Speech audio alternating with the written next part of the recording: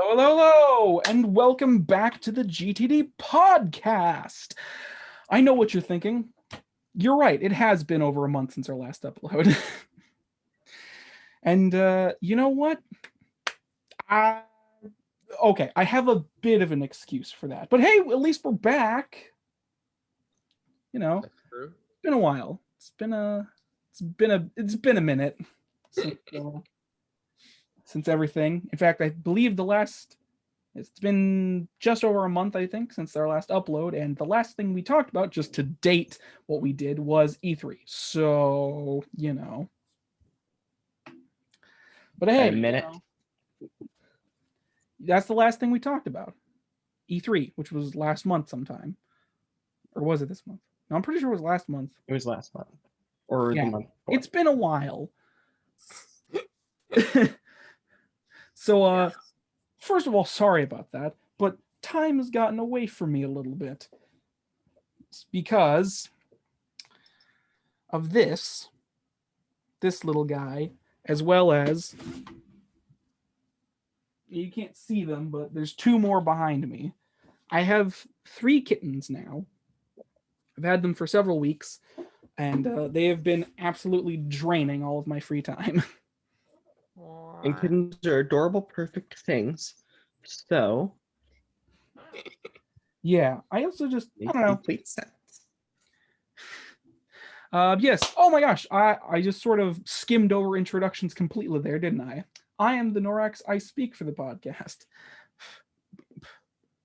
Also, I'm with Matthew and Devin, and not Max because he doesn't exist anymore.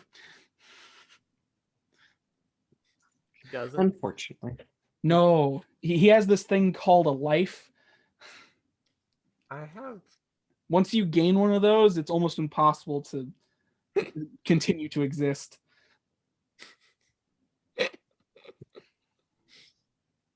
Well, I think everyone has one. I mean, swings and roundabouts on that, my friend. But yes, To each his own. yeah, we're back, and I'm sure we have plenty to talk about. I'm sure even with both of yours minuscule game playing pool, even with your minuscule pool of games that you have played, I'm sure the past month has allowed you to have something to talk about. Yeah.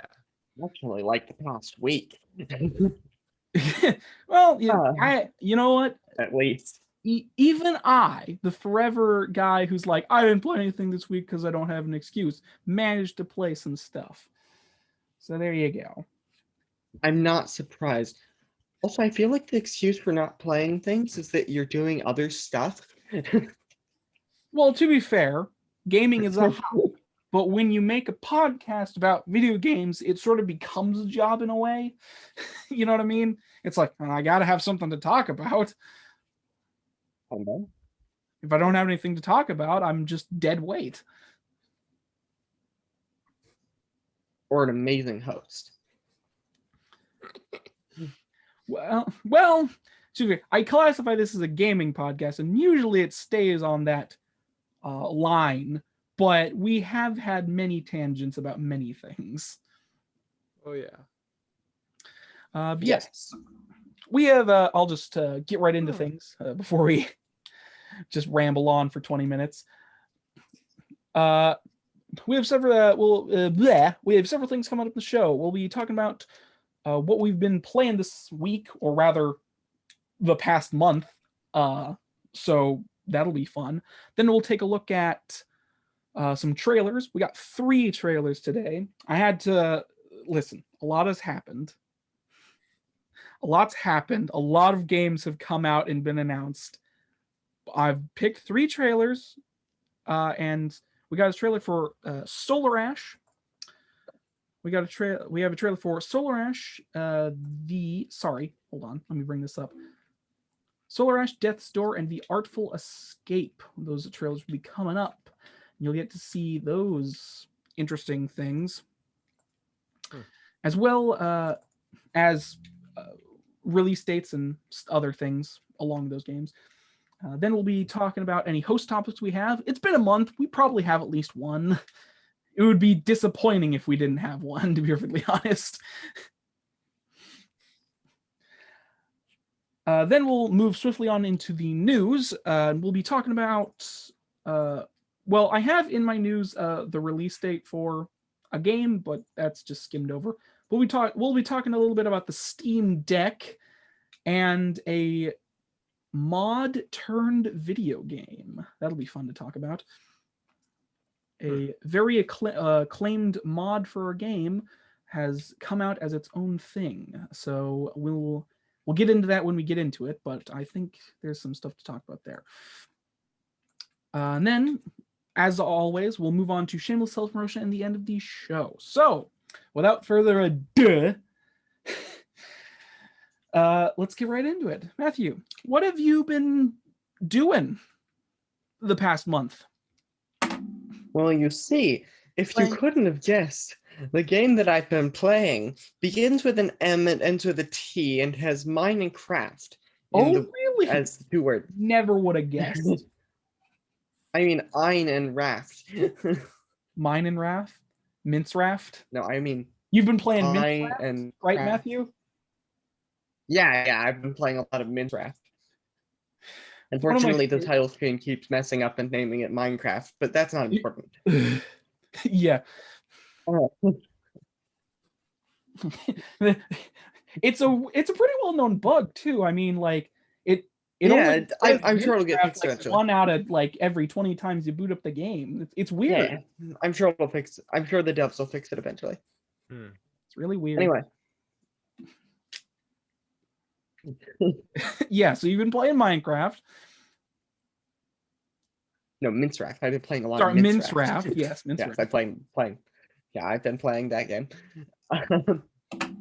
And within the last few days, we recently started a server based on a Facebook post.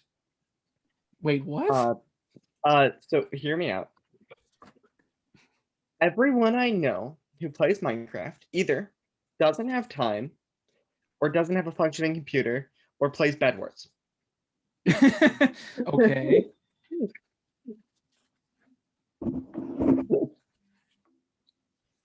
So, Well, I guess that does seem like a problem if you want to have friends to play with.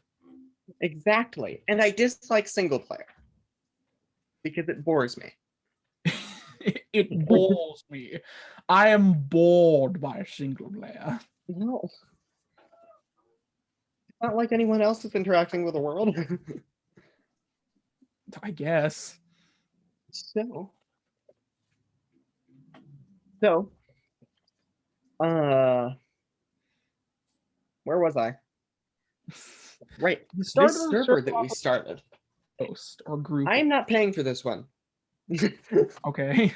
I'm paying for enough servers as is, Yeah, two of which too many I servers. need to actually remember to turn off soon, or at least one of them.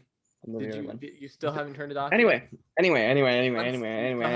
Start. Spend a week. Okay. Kevin, shush.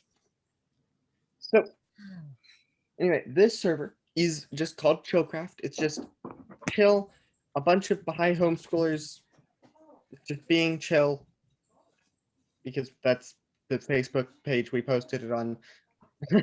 So Yeah. and it's fun. There are about 5 people in total, I think. Yeah. No, 7. I mean, that's a. I Yeah, mean, 7. for just like a personal group, that's not that expensive. That's Yeah. not that. It's That's supposed to a be fine a amount. chill. Yeah, it's supposed to be a chill, very chill server. It's been like 3 days. Some of the players. Oh, sorry. Yeah. It's been 3 days and 3 days. Haven't beat the end. a lot has happened on it. The spawn is very built up now Mm-hmm. already. And that's nice. There's a villager hall going. It's pretty fun. I'm building a castle that is gonna be my starter base. Don't think about it. And then I'm gonna build a bigger castle. Mostly because I realized this castle doesn't have enough space, even with me covering up a beach. Hmm. Mm-hmm. It happens. Anyway, there's a lot of noise over here. Hopefully it doesn't get caught up on recording because they're very loud. I can't hear it. I don't hear anything. Yeah, but my mic might catch it anyway on my end. I don't know. Well, I mean, I suppose that's a possibility. Anyhow, hopefully it's not catching it. And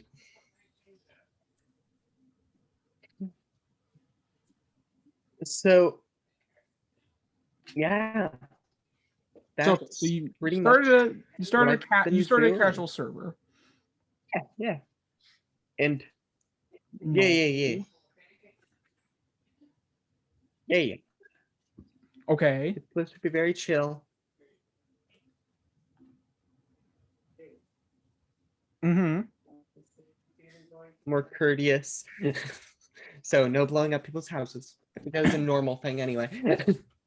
I mean, probably. Except on an anarchy server. I also thought of over the month, I pulled a world off of another server that I need to send in the ticket and have them shut down. But that world, I realized I could actually make a series out of it by putting some extra build stuff in that makes it look magically corrupted because there's no way it would be corrupted like I'm intending. Doesn't happen. So that's what I've been doing. Is that it? Is there anything else? Just like, I mean, that's I have not played other games. gaming wise, or Oh, just and like, then there's been D&D. yeah. What I mean, like, it's been a month. Like, what have you been up to?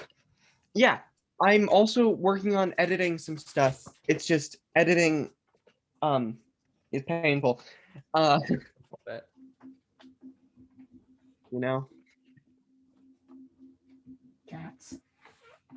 But I think I have a way I can do it, and I just need to implement it. Because I'm too picky, so I need to ease up on the pickiness. So instead of going on to all the audio tracks and editing them how I want as I go, and then choosing which fully edited take I want to use, I'm gonna Why would you do that? hear me out. Oh, that's like putting in like 10 And times more effort than need be. I realize that. That is why I'm changing how I'm doing about it, because it takes forever. And I realize it's completely unnecessary if I just cut part of the thing anyway. Uh-huh. So instead, after that learning experience, I decided that's literally like what is his name? What is that director's name?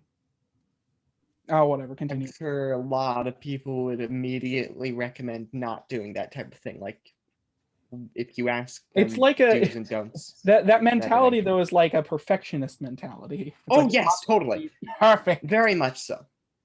yes. Instead, what I'm doing is just making cut marks in between different lines. So when there's a large break in between lines, I cut out the silence of the other tracks and cut just that line. And then I will I'll say, have all those something lines that's compiled.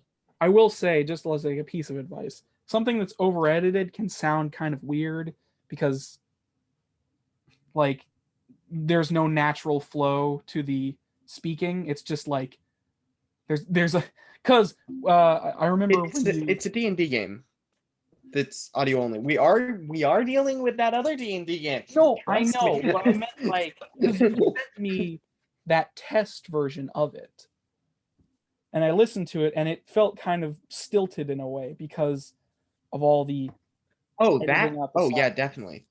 That makes complete sense that it was kind of stilted sounding. Aside from the fact that it's my first editing thing, I'm sure that there wasn't enough silence necessarily in parts where there should have been. And the music doesn't lower and raise like it probably should. Along with that, That was completely improvised. We did not know what we were doing. Max and I were just doing an example test recording for me to practice on. Well, I mean, that So- works, I guess. Yeah, it worked. It came out better than I would have expected for the first time I've ever done anything like that. So I'm not gonna say it's amazing. It's fine. It's not horrible. Yeah. Yeah. But yeah, I've been doing things. I've also been writing stories still because I don't have focus. No Which is focus. another problem. I mean, I can focus on a project once I get started on it, but sometimes my brain goes, squirrel. And then I get distracted by the squirrel. Squirrel.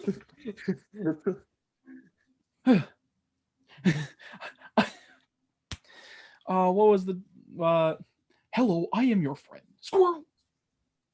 Shit. Yes, I am here to capture bird. Bird is what I am capturing. Yeah. It's just the Up. You're just the dog from Up. You're all dogs from Up. No, they were much more distracted. I hate squirrels. Yeah, so that's what you've been up to? Yep. All right. Sounds good. Let's move on. Move on to Devin in that case. Devin, what have you been up to this month or year, millennia? Minecraft, Right. and that's kind of it. In terms of gaming? Yeah, Okay. like that's kind of the only gaming I've been playing. All right.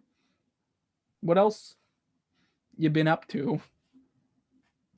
I've got on the 26th. I got the first draft, the final draft of my book, and so hopefully it's the final print that I get.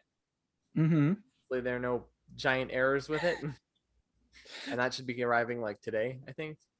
Right, Matthew? Has it arrived, Matthew? I have no idea. Amazon package, has it arrived? I have no clue. You'd have to ask Mom. The final draft of your book, which I don't you know what else I've done.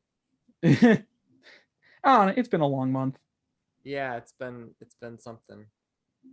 It's been something. I'm just kind of sad, honestly. Why? I'm because I've been messing up my sleep because we rearranged my room and I was getting sleep and I was like, yay, but then it was a bit hard to get back into the rhythm. And then finally, right as I got back into the rhythm and I was getting to sleep at before 2 a.m., we got a cat. And so I started staying up until 4 because the cat, and this cat was in a cage in my room, in a giant cage taking up a massive part of my room and made my room smell weird. And it was annoying. Right. Annoying. The most annoying thing though, I haven't actually felt tired. Exactly. So I can unhealthily stay up for ridiculous amounts of time. Oh, that's just what happens when your sleeping schedule's bad. Take it from me, man. It's not fun. Right, but like I'm not in pain. Today I'm in pain. Yesterday I was not in pain at all, and I had only had like 4 hours of sleep, and I was fine. And then today I was like, oh, I should have drank water yesterday. I guess I forgot to do that because I was tired, or my body wasn't signaling to me that it needed. I don't know. Mm-hmm. And we have a stroke warning because of how humid it is. Oh, heat stroke. Yeah. Yeah. It's been real humid lately. Yeah. All those dang fires that's been happening. Really? Fires are causing. Does that? I mean, didn't you hear about the air quality being lowered? Oh. No, I heard that there are less bugs in the air, and no one's sure why. Might be because of all the smoke that's been in the atmosphere for the last week. Possibly. Did California set on fire again? Is it Australia? It wasn't California. It was, well, California, and it was the state next to it. Basically, so just as a thing, for people who haven't heard about this, there was a massive forest fire like there is every year, but this one was special. the smoke that was produced from this forest fire, got swept up into like by winds and in the atmosphere, and literally spread across most of the country. Oh, And like the wow. smoke was so violent and bad, it was literally creating its own weather patterns. That's okay. That's kind And of cool the in a air bad way. quality, like the air quality, there's been like warnings of the past week, like, hey, don't be outside too much if you have problem breathing, because you're literally breathing in smoke particles. Okay. Yeah, that's been going on for the past week. Wow. It's also why I'm pretty sure it's been cloudy. It's like, it's not clouds, it's smoke. I mean, it was raining today, so that's probably clouds, but you get what I mean. It was like completely sunny yesterday and still cloudy. Wow. Anyways. But yeah, that's a public service announcement for people who didn't know about that. All right, good to know. Sounds lovely.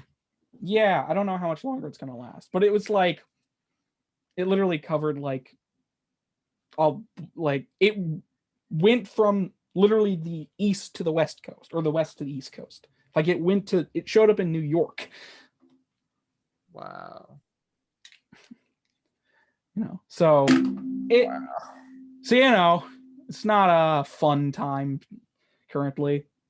That's also, I think, why it's causing humidity, because like basically the ambient humidity can go up if the carbon in the atmosphere goes up, because it's sort of, I don't remember the exact science behind it, but like the more carbon you have in the atmosphere, the higher the humidity will be.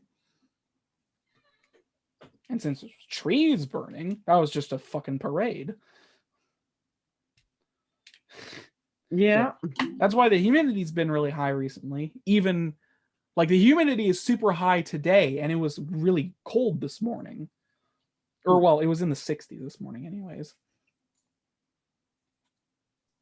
But yeah, anyways, besides that, what else have you been doing? Outside of being depressed because of sleeping problems. Well, it's not that I'm depressed because of sleeping problems. I mean, I wanted to expand on that a little tiny bit, if that's okay. Okay, continue. Okay. Then. So I've been depressed, and clinically in my head, I know it's because of the sleeping thing. I don't have enough sleep, and I probably should be drinking more water. But the actual reasons I've been giving myself are all very grounded, good reasons to just be super depressed. They're like it's I like getting into people's heads. And so if there's like a person who's a nihilist, I want to understand why they are a nihilist, and I want to get into their head to figure out why they think the way they do, how they came to those strange conclusions. I don't want to become a nihilist. No, and I don't think I could ever become a nihilist. No, those guys are kind of massive losers. Well, right, but they have to have rationalized it. It has to make sense to at least them, right? I don't personally get nihilism, or however you want to pronounce it. Because I feel like there's too much in life to be amazed by to even consider being depressed all the time. I think I figured out part of why people are depressed. Or why people are not depressed, why people are nihilists. Mm-hmm. And it's certain, the feeling that there's something, the feeling that there are certain things that are just impossible. And so it's like a super pessimism. And so, for example, are things, let me put it this way. There are things that are good and we should do them, but they are impossible. They will not have the result we want, and so we shouldn't actually do them anyway. So, for example, world peace. A nihilist approach to world peace would be, well, humans are just going to inevitably end up fighting forever, and they're going to divide off into factional groups, and they're going to keep fighting wars nihilism slash what is the term? My favorite one is with the reform, with political reform, because you have three ways of political reform. One is violent revolution, which is a horrible idea and just causes tragic, horrible things to happen and destabilization. It's just a bad one. I mean, it resets the clock, but if you don't fix it at the beginning, No, it sets back the clock. Well, it sets back the clock. well, basically, it's just like Violent revolution in the middle of a decline, or in the middle of a decline, is not generally good because it's violent revolution. Yeah. It could be Martin Luther King Jr. revolution could be effective, but it's not that I don't. That's kind of an anomaly. I don't know.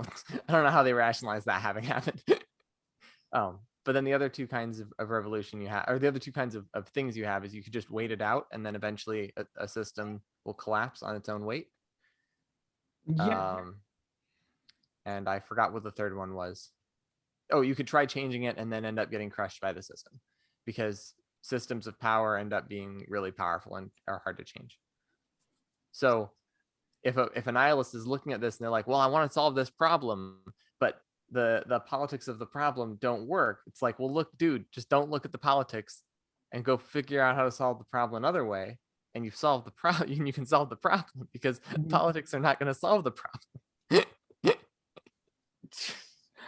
Listen, I don't want to get too political. People get really iffy about politics, but I think we can all agree that Well, sure. politics in general have kind of fucking sucked for the last, This is I don't know, Forever. 30 years, maybe 30, 50 years. 30, Yeah. 50, 40, it's somewhere in that range. It's not been great.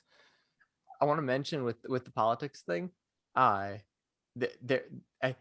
realized this not that long ago. I was like, wait, most people don't care about politics, which means that the people who actually are driving the political systems are a very small portion of people, because most people don't care because it's too toxic.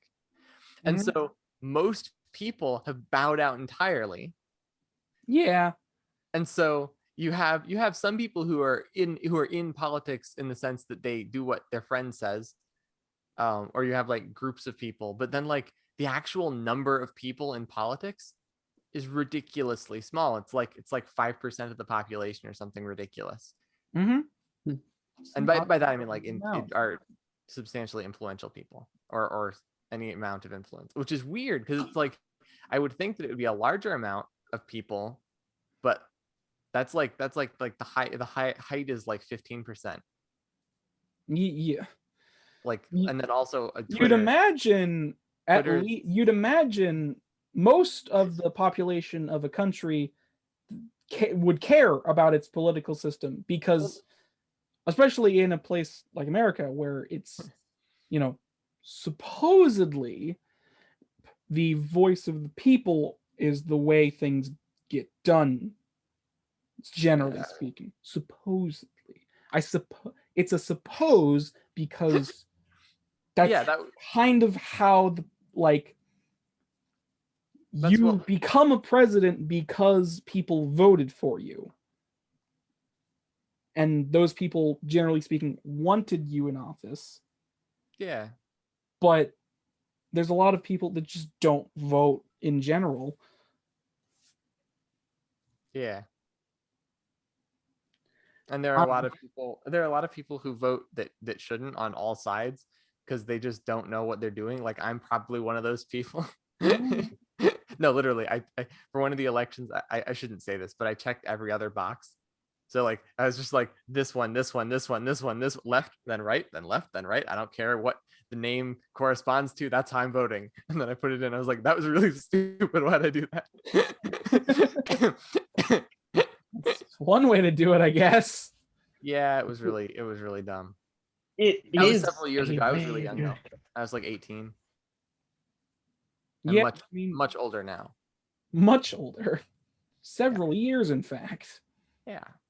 The thing that word 18, that's an interesting number. The thing that connects to that is we hear about how Twitter this or Twitter that.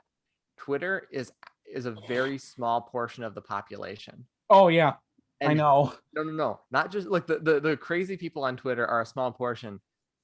Everyone who uses Twitter, anyone who uses Twitter, it's still a small population. Yeah, I know. So weird. I know. It's really weird how Twitter can just dictate things. It's like Twitter did this. Twitter declares this. Like, really? Okay, Twitter what is Twitter? Twitter is like 15% of the population, 20% of the population at most.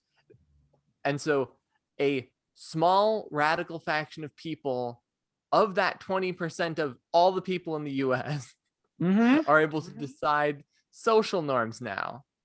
Well, That okay, that just to doesn't wrap this back to gaming for a second.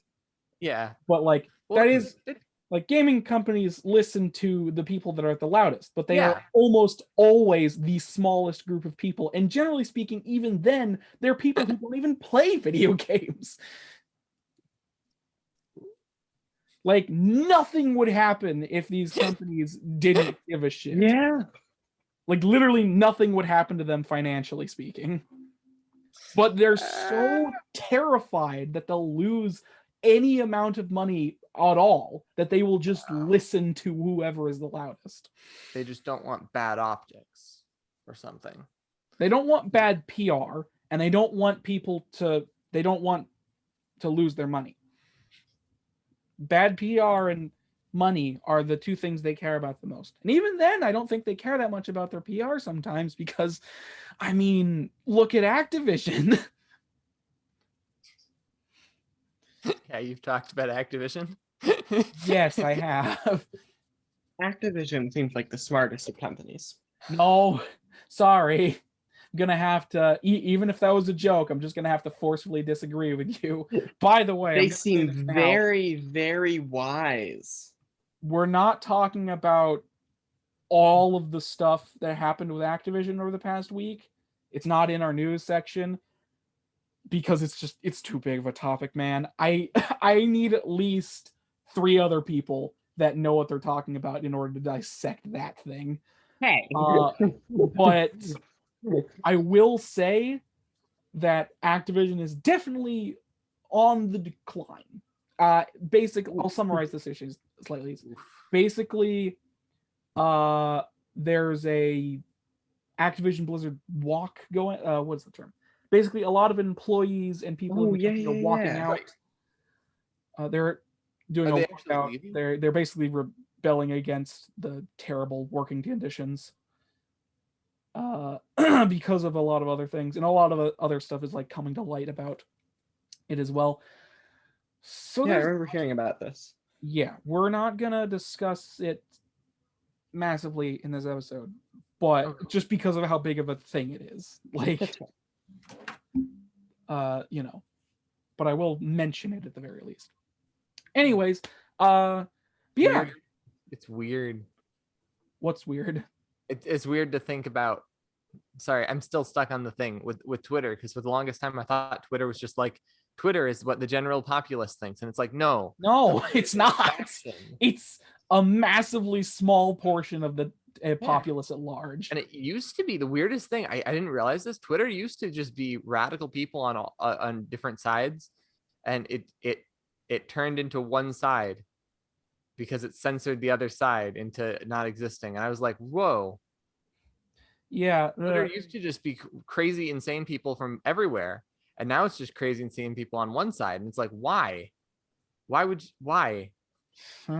Yeah, it's no one likes Twitter. The majority. Interesting choice. What was I gonna say? It is very strange that this small portion of, because like that's the other thing. This is how people get trapped in like echo chambers and like viewing the world as shit, or just like, this is also how people sort of develop a internal hatred for the world, is they just get locked in this area of just like believing that this is what the world is like, even though it's a small percentage of the population on a media platform, kind of like media platform. Kind of like if someone grew up in just Ireland or something. They grew up in just one place, and they didn't really realize that the world, how like they know on an intellectual level how big the world is and how diverse it is and whatever, but they might not realize that. And then when they get to when they start traveling, like, whoa, it's basically like the world's weirder than I thought it was. It's Those are like weird, the ultimate. It's the ultimate version of culture shock. It's like these people are such a small amount of people. I mean, okay, I get that in the grand scheme of things, it's still technically a lot of people, but there are so many people in the world. Yeah. They are a small percentage of everything. So, Mhm. like, these people are.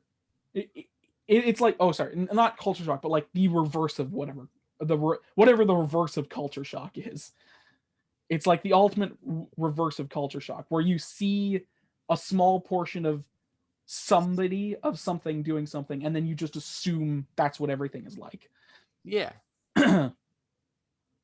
Yeah, where it's like if someone grew up in this is something that happened to me where I was like, oh, in Africa they have villages and stuff. And then I saw a video of someone in Africa, like they were just talking, and I was like, that looks like New York. It just Yeah, looks it's like just city. It's just generic city. And it's like, that's in Africa. Of course it is. Because like of Yeah. course it is. Because Africa's not just savannas and stuff. it's very easy Just like to it's like if you like the US is the South in the US is just like farmers and cowboys or something. Doesn't no, it's no. no. Yeah, No. it's very easy to get your mind trapped in this idea of what things are or how they should be based on your knowledge. But Yeah. 9 times out of 10, you will be proven wrong. In fact, I forgot what I was this is something I thought of earlier when we were talking. When you said that, you said that again, and I remembered it.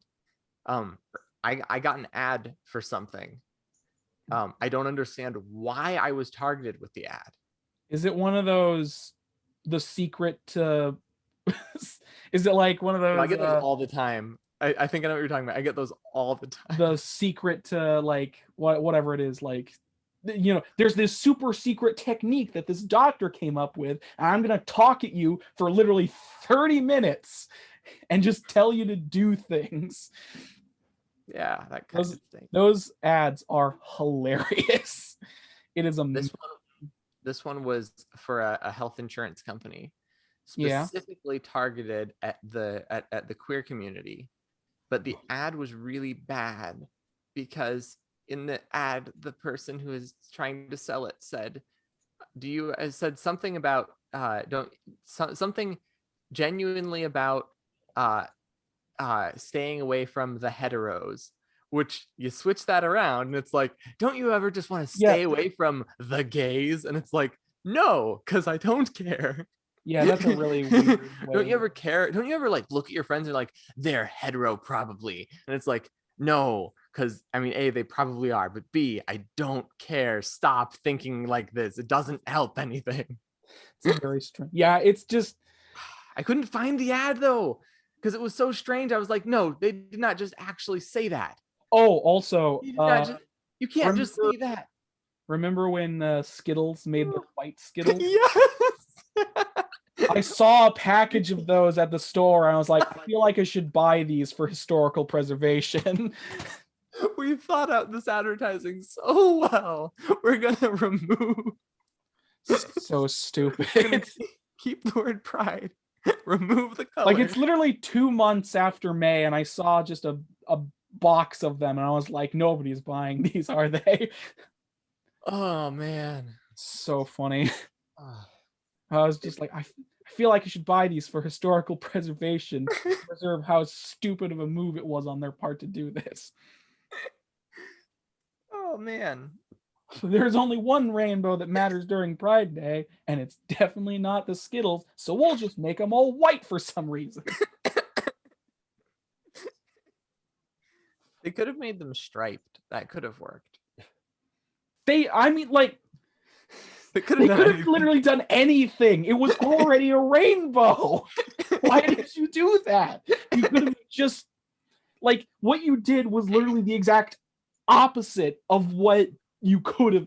It was so strange. Like, their product was already a rainbow. You could have just half-assedly put some, like, gay characters on your stupid box art, and people would have ate it up. But no. Yeah, it wouldn't have been so bad.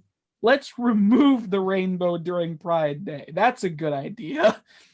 Or Pride Month. That's a good idea. Yeah. So weird. Anyways. I believe those decisions were actually made. It's very funny.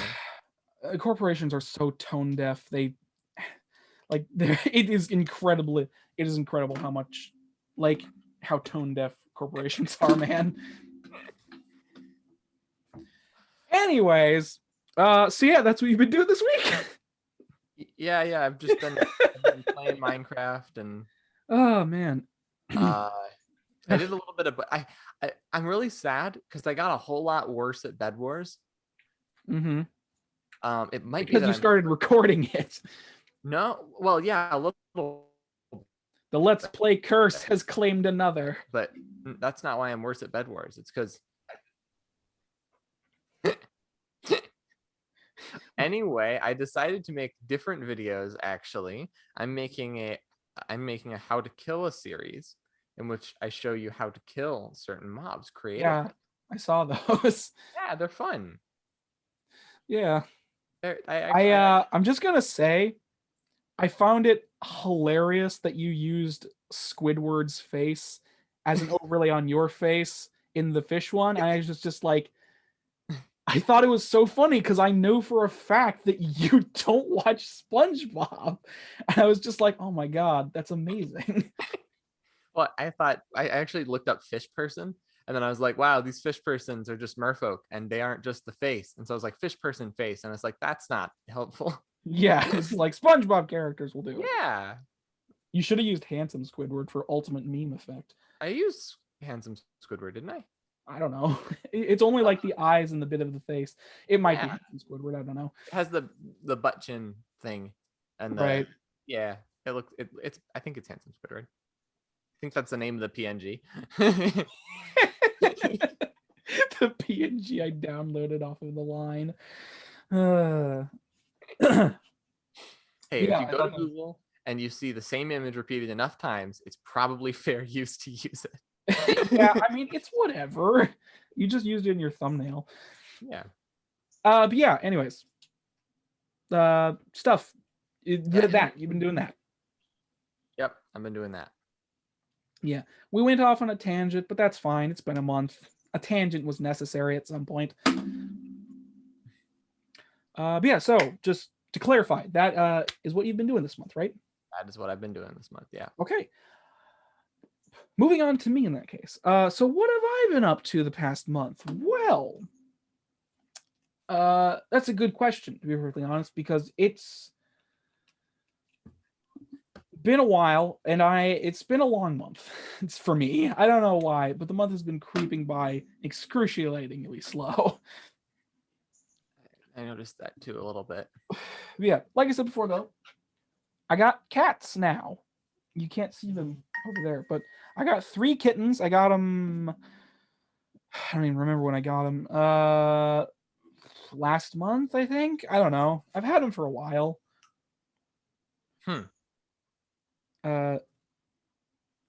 They've been they're kind of big now. They're still kittens though. I got those, and they've been taking up a lot of my time, as I said before. In terms of games, I don't think. Okay, wait, did I? I did a playthrough. Did I do that? Oh, that's right. God, sorry, I'm just remembering things. So I think last podcast I mentioned that I was doing a playthrough of Dark Souls 2 at the time. Yes. I have since then completed that playthrough pretty much. I mean, I can go beat the final boss now if I wanted to. I just didn't feel like doing it. Like I didn't go through Dragon Aria. I didn't go through that area because I didn't feel like doing it, and I didn't feel like doing any of the DLCs.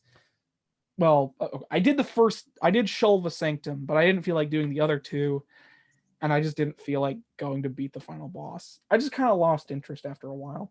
But I will reiterate that I guess I had fun during that playthrough. I guess I had fun. I'm still not. I still don't. I don't know. I'm not going to go on another rant about Dark Souls 2, but I don't know. There's something about the game that continues to draw me back once in a while, but I never really enjoy my experience. there's too many issues with that game for me to enjoy it. But at the same time, I just sometimes get an itch to play through it. Because honestly, I think it's almost like a repeating cycle at this point, much like Dark Souls. It's the fact that the beginning of the game is much better than the later parts. So you play through the beginning and you're like, yeah, this is fun. And then you get to Iron Keep and you're like, why am I playing this? Because Iron Keep is a terrible area. Okay, it looks really cool, but it's one of the shortest areas in the entire game, and it is super, like, enemy laden. There are a bunch of enemies all over the place, and there's a bunch of, like, stupid things that go into its design. I don't know. Anyways, but yeah, I did that, and then I've been playing a bunch of Smash Brothers. Ryu came out as of when we talked about it, because we talked about Ryu being announced for Smash. He has henceforth come out and is now one of the most broken characters in the game. he is ridiculously strong, and he is just a fighting game character. He has so many moves. Like he has eight-way directional inputs. So he has an input for every tilt direction of the control stick, and he has actual like weird combos and stuff. So he is as pure a fighting game character as you can get put into Smash Brothers, which is always fun. He's fun to play. He's just very powerful, and yeah, I've been playing lots of Smash Brothers. I don't really have anything interesting to say about that other than what I said. And finally, if I look at my thing, I started a level 1 run of Dark Souls 1, but sort of abandoned it because I just didn't feel like continuing. And finally, the main thing that has been taking up my time in terms of gaming is Demon Souls. That's right. I went back to Demon Souls again and finally attempted to complete it in my run. As of today, I have one boss left, which is the final boss. And I am basically almost there. I just have to get past the purple dragon that spits fire continuously. It's real annoying. Yes. So I've done most things in the game. I've gotten quite a few bits and bobs of like equipment that's tendency based. By accident. Yeah, this is just like a pure playthrough of the game. This is just like, I'm doing it for my own enjoyment and because I wanted to actually play through it and try and beat it. Because every time I played through the game, for some reason, I always just kind of abandoned my run midway through. And then never went back to it. So, you know, this is my true playthrough of the game. Just trying to experience everything from a first-time perspective and just doing things as they come at me. Which is what I did. And I really like Demon Souls. I do. I still really enjoy Demon Souls. I should also clarify, original Demon Souls, not PS5 remake, because I don't have a PS5. Yeah, and I don't know. I've talked about Demon Souls a lot too. I'm not sure if I really have anything else to say about it. Yeah, that's what I've been doing in terms of gaming. Other than that, though, like kittens, been doing a lot of nothing. Honestly, I've just been doing. Oh yeah, I watched. I've bought some movies and stuff from the store. That's about as much. That's like the most random trivia possible. Oh my god. I'm just trying to think about things because I'm genuinely trying to remember what I've done this month because my brain is awful.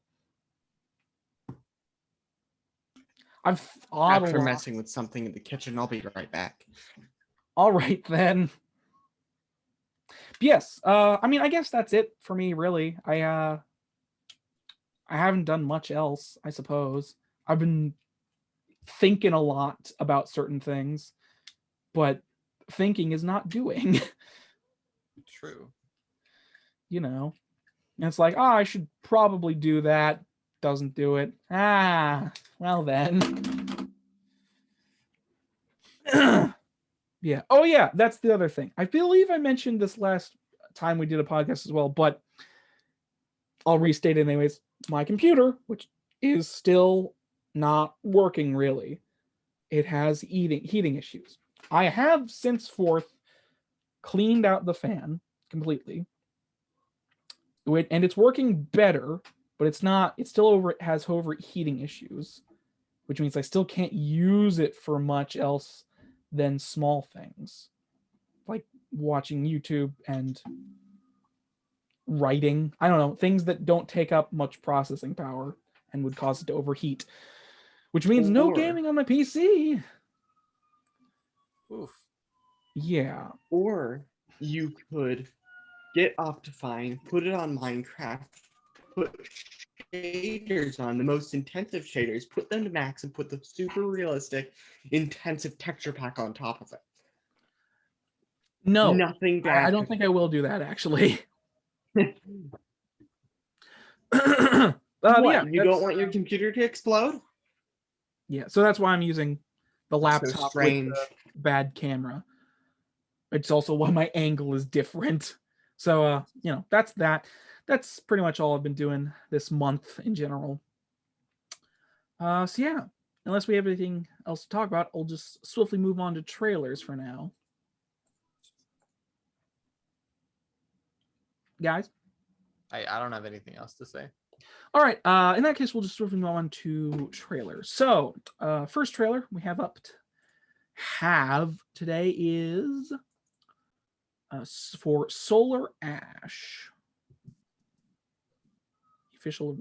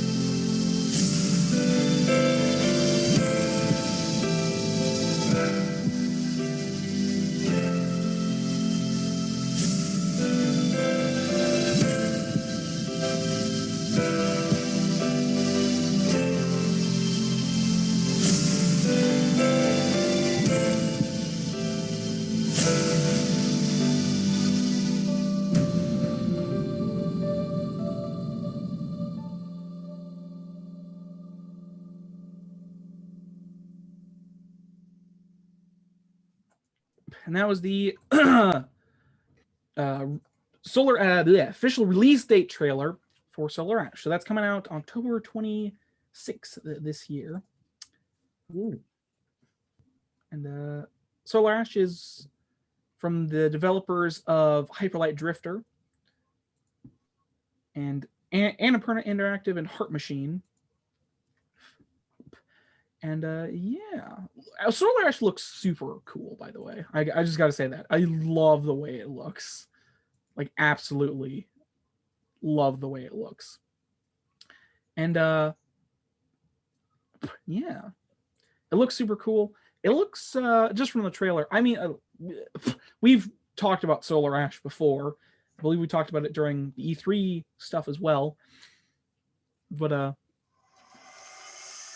no, stop that.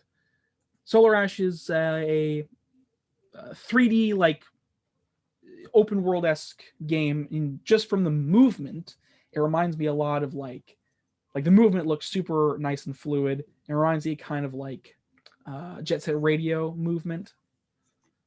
It's like you're on these hover boots type deal, and you're skating around the place. or whatever. I don't know. The art style just looks really crazy, and I love that.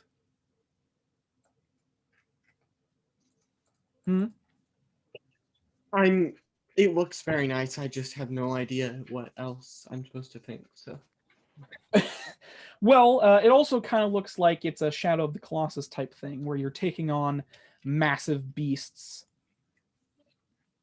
and fighting these massive creatures and beasts and taking them down. But yeah, Soul Ash coming out October 21st. Any thoughts or whatevers? The animation doesn't look like the kind of animation I particularly care for. Okay. But I actually like it. So it's like I'm sitting here thinking I don't particularly think I would enjoy playing a video game with graphics like that, but I like the graphics. And so I don't know how to I don't know why exactly. It's weird. I don't know, man. It's like those graphics are cool looking. Also, I don't know. Those graphics don't look like a game I'd want to play though. All right then.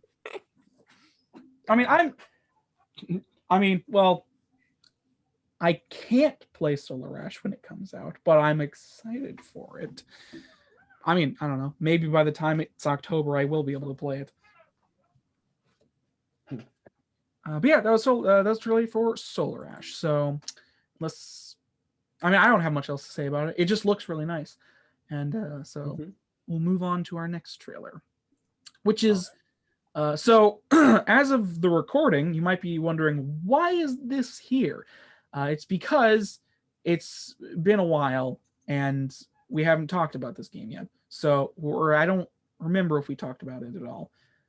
Anyways, this is the official launch trailer for Death's Door.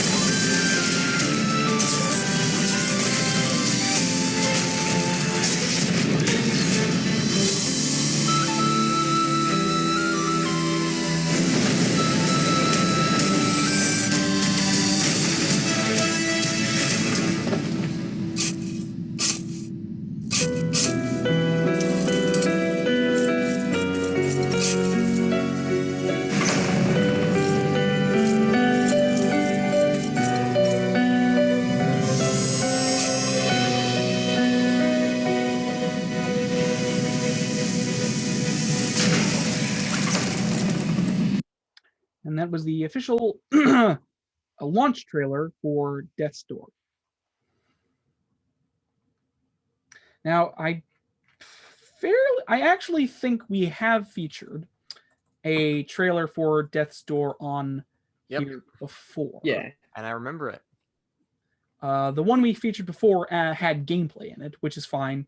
I was going to say, that definitely looks like gameplay footage. Yep, definitely not animation. Definitely well that's the thing. It's like, this trailer, I think, is fine to have no gameplay because it's the launch trailer. And at this point, there's plenty of gameplay trailers that have been out of the game for a while. But yes, so this game came out over a week ago now, I think, as of recording. So, like I said before, you might be wondering, why is it here? It's because I wanted to feature it. That's why. Death's Door is a very, very cool little game. I'm hyped. You can get it on, just to say, you can get it on. Solar Ash is coming out on PS4 and PS5, and I think it's exclusive to that. It might be coming out on PC at some point. But Death's Door is pretty much on all systems. I know it's on Steam. and Okay. other things. So you can get on. I have to download Steam. Yeah, if you want to. So as the game's been out a while, I actually have something to talk about in regards to what it's like, because I've seen gameplay and stuff of it. So a lot of people have sort of compared it, and even I did when I saw it originally, is sort of like a isometric Dark Souls-y type thing. And it has less in common with Dark Souls and more in common with old 2D Zeldas. So like it has a dodge roll and has sort of like, you know, it has a dodge roll with iframes. It has, you know, a sword and shield combat system, you know, with big bosses and stuff like that. But it has a large focus on like puzzle solving as well as you go through these little areas. So it has a large focus on puzzle solving and item use and stuff like that. So, you know, even I wouldn't qualify it as a Souls-like, but it's definitely a very fun, interesting game that has a lot of charm. You play as a little crow dude,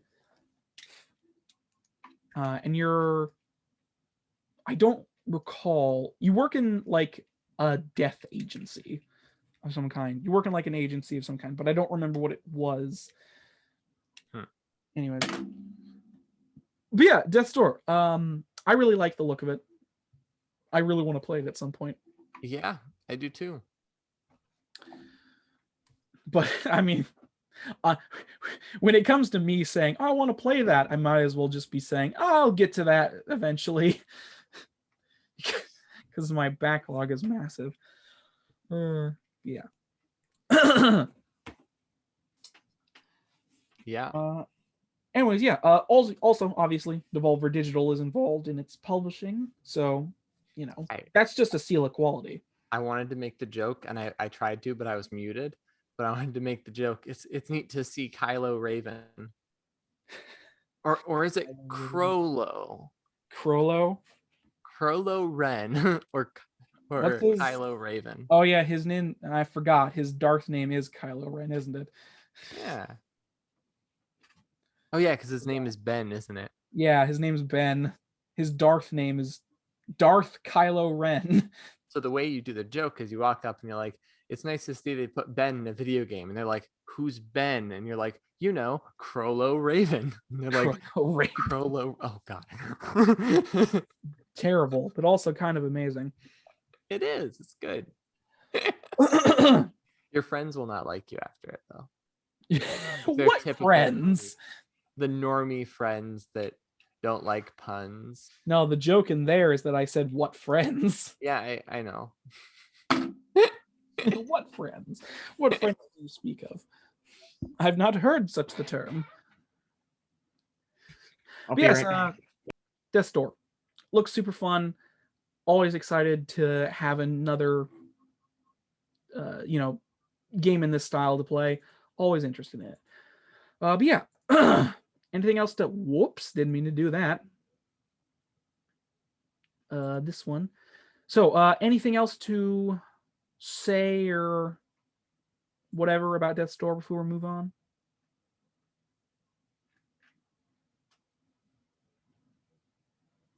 Is that a no? No. Okay. In that case, we'll move on to our final trailer of the day, which is the Artful Escape release date trailer.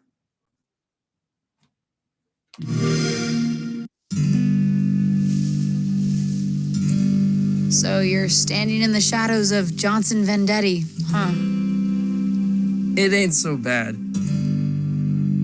It's just that I guess folks think they know who I am, where I should be going. Have you considered becoming someone else entirely? Someone else entirely.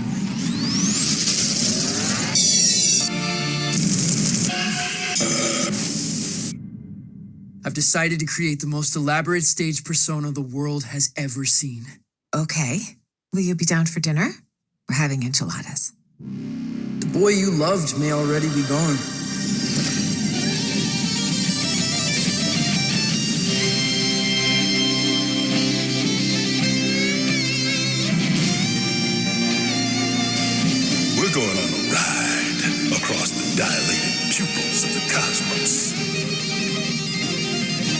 future is yours if you have the courage to grasp it.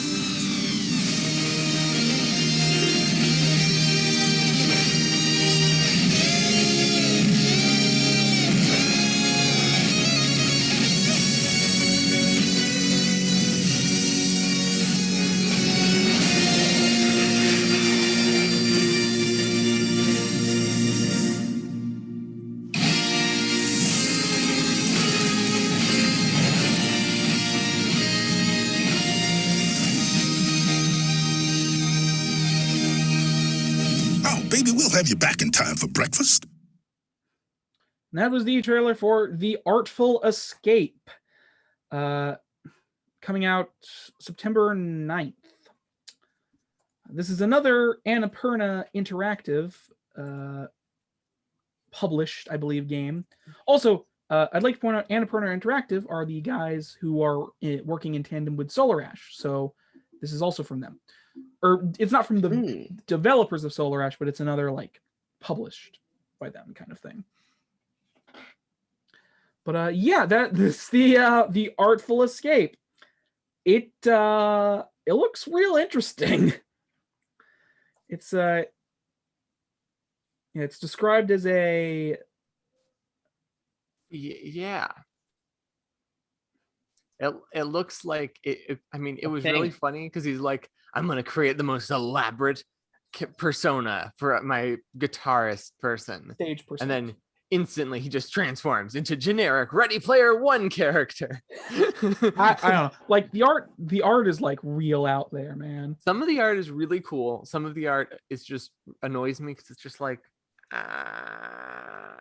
but not because it's not good. It's because it looks really generic and plain, and so you got this weird contrast of plain stuff next to really weird wacky stuff, and it looks it's off. It's like off-putting in the sense of like I don't like looking at that. I mean that's fair, but I like the trees and I like the world building a little bit. Yeah, it's described as a rock. One of the things it's used to describe it's a rock opera. So it's a type of rock opera video game, which I mean that's certainly interesting. I don't feel like that's ever really been done before. Cool. And also, I'd like to point out this trailer. Okay, one of the things that actually kind of annoys me about this trailer, and I know it shouldn't, but it's when it's like, featuring these people as actors. You don't recognize any of them? No, the only person out of that cast I recognize is Jason Schwartzman, but I don't even remember what else I've seen him in, unfortunately. But the only reason it annoys me is because I don't know, I just don't personally like media that sells itself on its like acting talent. That's something that started happening with movies after Robin Williams played the genie. It's like, celebrity voice actors are trying to sell your product on on its talent instead of on its own merits. It's just something that kind of annoys me about that kind of thing. But I get it. I'm sure they're all very skilled in their own right and do deserve the billing they get. But just slightly annoys me. But yes, the Artful Escape. It looks it reminds me of like what's like some of the artwork specifically before he goes into the rock dimension, and the text bubbles specifically remind me of Night in the Forest, which is a sort of interactive narrative type game. And I feel like it is kind of what this is going to be. It looks like it might be a platformer for some of it. I honestly don't know what game they're going for with this, but it looks kind of like a action platformer maybe with like what happened? Hello? Everything's frozen. Oh, please. Is it my internet or your guys? What's happening? I have to go to the bathroom. Oh, thank fucking God. I have to use the restroom. I would have been so fucking pissed. What happened? Oh my God. I fucking swear to Christ. If that, oh my God. Okay, what happened for you guys? You froze, vanished, recording stopped. You faded back in, recording started. Yeah, that happened by itself. So I'm hoping that I didn't just lose a bunch of recording, because that would really fucking piss me off. Oh. Yeah, that would stink. Okay. Okay, I'm just gonna fuck everything, man. Sorry. We'll be right back. Okay, so sorry about my profanities and possible misuses of things. Honestly, if this is where the recording technically starts and I lost everything, I hate everything just in general. Just in case that happens, I'm just gonna say we're pretty much halfway through the podcast. We just finished watching the last trailer, so I mean, yeah, it's just, anyways, we the last trailer was Artful Escape. What was I talking about?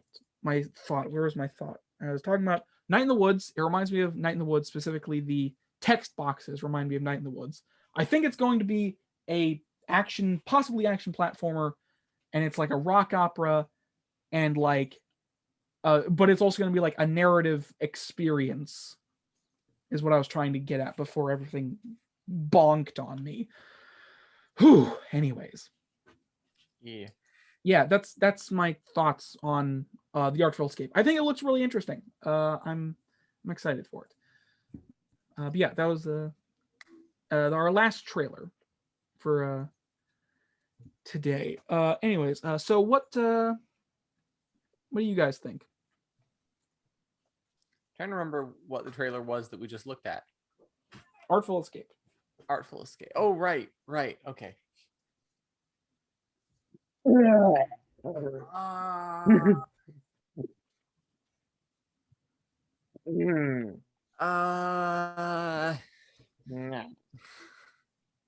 Eh. I do not like the art style. Okay. At all. I like select parts of the I don't art like that style. type of art style though. Yeah. And I really detest the dude's face. I don't like the movements. There are a couple of things that I don't like when it comes to art, and that style of animation, that expression or whatever, mixed with that face is just not. Yeah, there's better stuff. I also realized this also reminds me of, I don't remember the name of the game, but there was like a point and click adventure that came out several years ago. Oh, it had a similar like art style to this, but I don't remember the name of it. I'm gonna have to null and void that one because I don't even know what to look up to find it. So yeah, there's an anecdote instead of an actual point. Anyways, but yeah, so the Artful Escape, September 9th, that's the day it's coming out. So I don't know, I'm semi excited to see what it has in store. Yeah, and that's is that it? Yeah, I'm off my flow now. It looks kind of like if I heard that someone had made someone had been inspired by what's his name, Scott Pilgrim versus the World. If someone was inspired by Scott Pilgrim versus the World, and so they made a budget version of a budget movie similar to that, but it's about a kid who gets teleported into another dimension to learn how to play guitar, and so it's kind of like Scott Pilgrim, but it's a little different. And it's like Scott Pilgrim's kind of on the fence with me already because I'm not 100% sure if I like the movie or if I don't like the movie because it's so weird and zany. Yeah, it certainly has a divided fan base. Yeah, like I think I like the movie, but I don't think I'm ever gonna watch it again. Well, it was based off a graphic novel, so Yeah, I mean, I definitely liked parts of the movie when I was watching it, and like they were amazing. But I don't know if I'm gonna watch it again. Kind of consider that to be a mark of a good movie. Definitely not I mean, bad. there definitely are movies that are like cultural phenomenons, but it's never like a thing you want to watch again, or like if you're going to watch it again, it's going to be several years in the future. Yeah. Like So, like Schindler's List, or other like heavy movies that are just like I liked this movie a lot, but I'm not gonna watch it again. yeah. So if I Also, found out someone was making a rip-off version of one of those movies, yeah, a budget version of one of those movies, I would be like, I am happy for you. I hope it works out. I am not part of your audience. yeah, I get where you're coming from. I definitely I understand that idea. Yeah. And as Matthew said, some of the art styles just Well, Uh-oh. I can definitely see why people wouldn't Yeah, the art enjoy the art styles. style. It's very weird in a lot of ways, but it's also kind of normal in some others. Like, I guess the best example is the big monsters or whatever those things are. They look really weird, but in a generic way. You know what I mean? Like, I can definitely see where you get generic. Yeah. Like the big monsters, they're like mostly Yeah. and have a lot of weird design choices on them. And it's like if you just Googled the term weird and said, yes, that's what it is. No, yeah, it's like you Googled the term weird, and all of the text was generic block, like 3D text. Mhm. Like you took Final Cut's generic text, you put it in, you're like, that's good enough, right? I'll just adjust the lighting a little here. Done. Yeah, it's I definitely get the the feeling of like certain things feeling generic. Let's make the main character a generic white kid, not just a generic white kid, like the generic black-haired white kid, Percy Jackson, who's been showing up constantly and he's boring as all heck because he's like an input for the character. But then we're gonna make him weird. So we're gonna give him a generic spacesuit. That's weird because you don't see people wearing spacesuits all the time, even if it's a generic spacesuit. I honestly don't know, like, I actually, okay, so there's some original ideas in there. What? There's an original idea in there. I like the idea of a rock star with a spacesuit. Yeah, I don't like the way this was executed.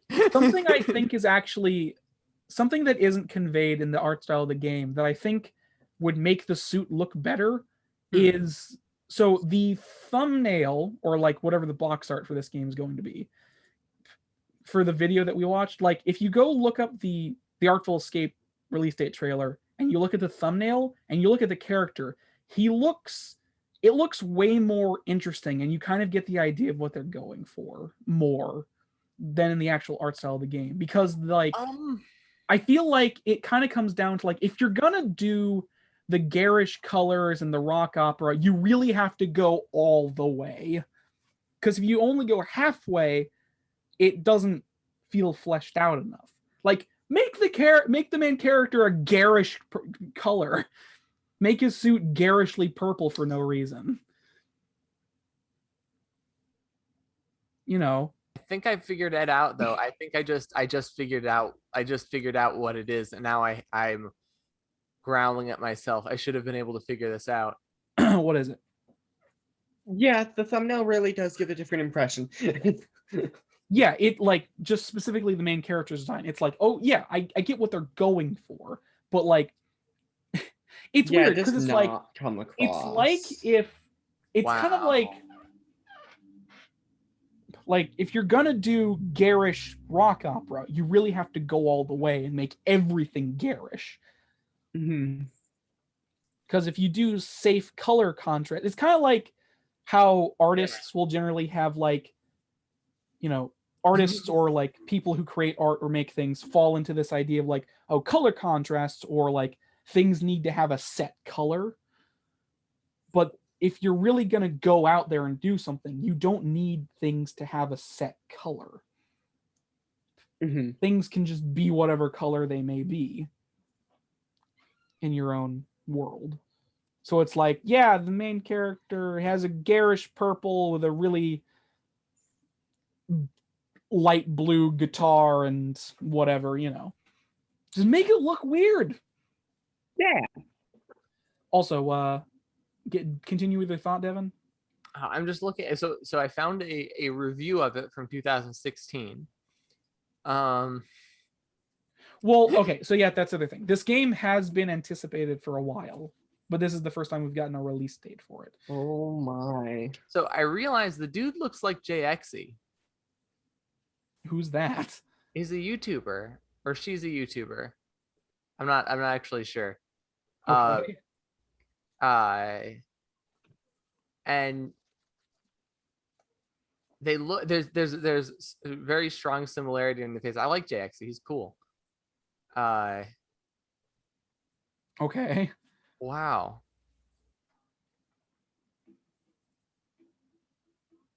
Cool. Okay. Okay. I can't unsee JXE's face now. All right then. No, like every time I look at the character, it remorphs. Okay. You've Wow. tricked your subconscious. Anyway, the gameplay footage actually looks incredible. Wow. I'm quite impressed by the actual gameplay footage. I think there was. I honestly don't like. It's not like this is the first time I've heard about it, but it's something that I just like never really looked into that much. It looks like the people who get the game are going to enjoy it, and the people who know they won't enjoy it are probably not going to get it, which is good. Yeah, it's kind of like JoJo's. I'm sorry to bring this up, but it is kind of.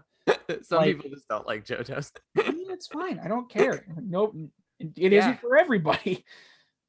It sometimes has a garish art style that a lot of people don't appreciate, and that's fine. Anyways, JoJo has like the greatest art style. It's so weird. Yeah, it has a very nice art style. Its art style is really weird though. Mm-hmm. I just looked up images of JoJo. I'm remembering now. The characters all look like snakes. Like they're just made up out of snakes.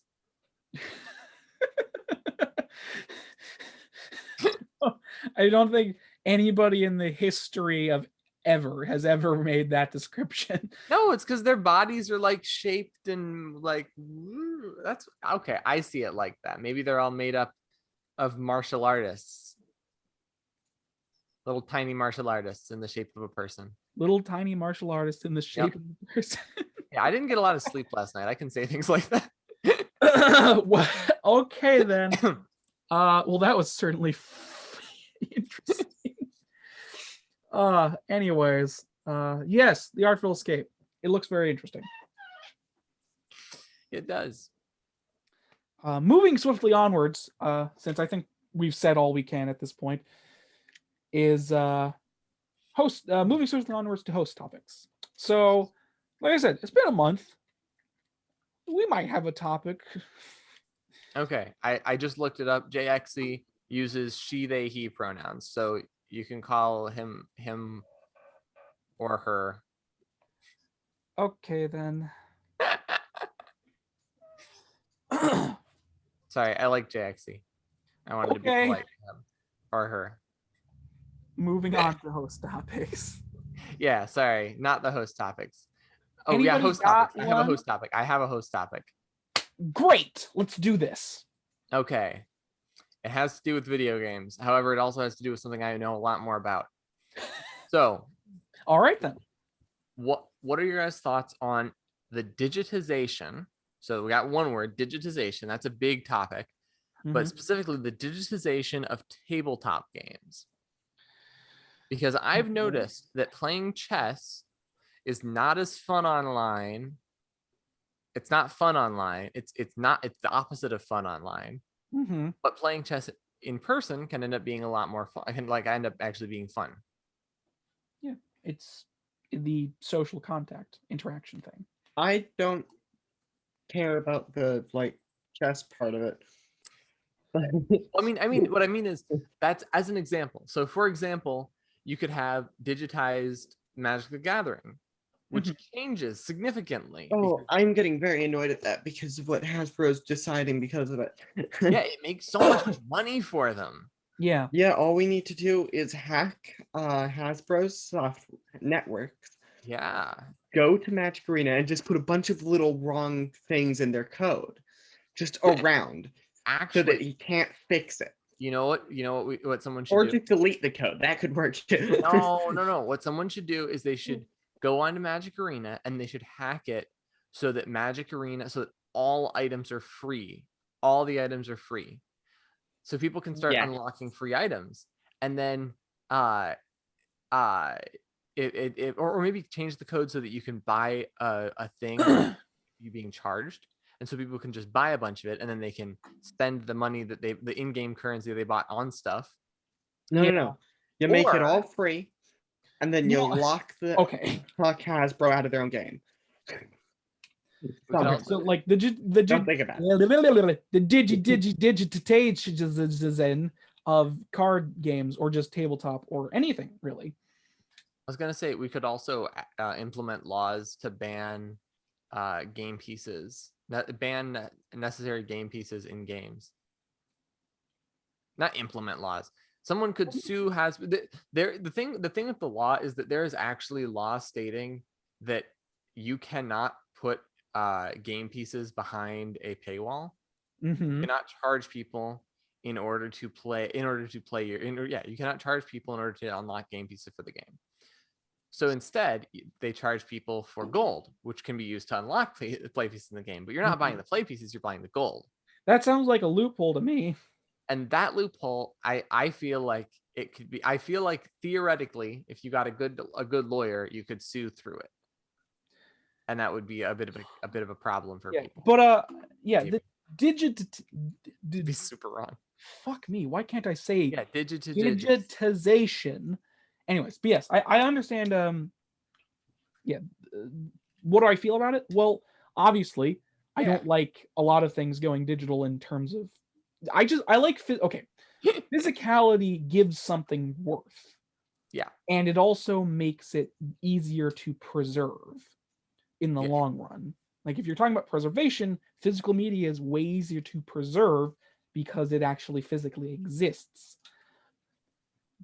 And like, all of that. And just as like a topic to bring this back around, sort of like as a talk point, but like, so there was a game by Blizzard, ironically enough, that was a digital card game that came out quite a long time ago. And it was basically a completely digital collectible card game.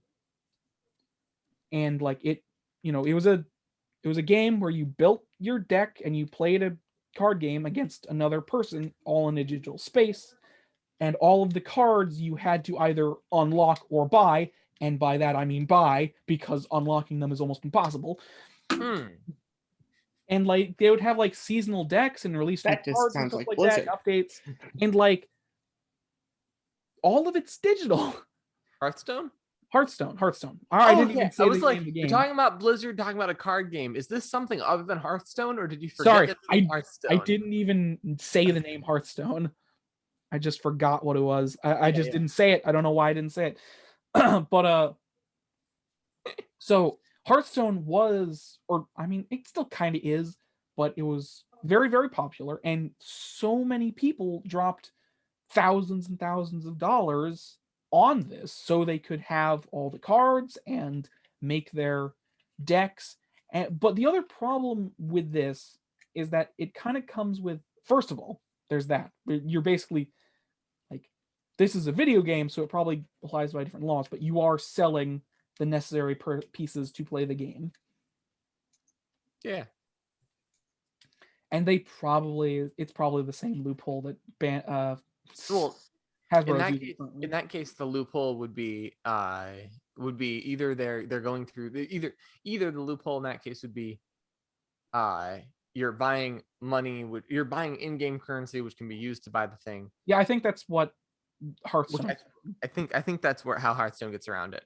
And then the other way could be you get you can get unlock stuff naturally. You just grind for it and you can unlock Mhm. it. But you can shortcut your way to getting it. Yeah. I don't like Blizzard. Lest we forget that Activision Blizzard is the reason loot boxes became so prominent. Dang. Which is now a very good thing. Loot Dang. boxes are Anyways, good. No, yeah, no, but no. personally, I always like I never Gambling got is even better. never- Wait a second. I never personally got Hearthstone because it just kind of felt like a weird thing to me. And also, like, if you're already invested in a physical card game, you're already spending thousands of dollars on it because it's a hobby. You're going with it. So why would you spend thousands of dollars on virtual cards that will disappear one day? That is actually exactly why I like playing Magic the Gathering so much, is because the cards are going to retain value as long as people continue wanting the cards. And then if the cards don't have value, if Magic cards end up going down in value drastically, I will happily collect even more Magic cards. Yeah. Because if I can have thousands and thousands of Magic cards, I can just make decks and then play them against each other and basically make my own board game out of them. Yeah. And It's then just, people, it's like yeah. And I don't think Magic cards are going to go down in value. It's a hobby, and yeah. Personally, so because it's a hobby that you can also hold a certain amount of money in. Yeah, I mean, like, that's the thing. It's like I don't think I'm going to be able to make money playing Magic, but I'm definitely not going to lose as much money as buying digital cards I don't own. Yeah. But I get what you're coming from. Like, digitization of, there we go, I said it perfectly that time. Of like, board games has sort of been a thing for a while, but they've never been like super popular. It's only because of the virus that shall not be named, because monetization is a thing I want to keep. You can't say the name of the virus? Yeah, I'm not sure if that's the case anymore, but apparently you could get monetized for saying it. I think that was last year. Just during the very beginning, it was just YouTube was just like, we're just gonna let's pretend this doesn't exist. But yes, because of COVID, obviously online and just digital versions of everything. Hell, E3 was entirely held digitally. Yeah, so you mentioned it became that. more important and prominent because of the lack of social interaction. And like, that makes sense, but at the same time, I'm not sure if it'll continue like this. Like, by the time the vaccine is spread wide enough that people can start interacting in large groups again, I doubt they'll go back to the online system.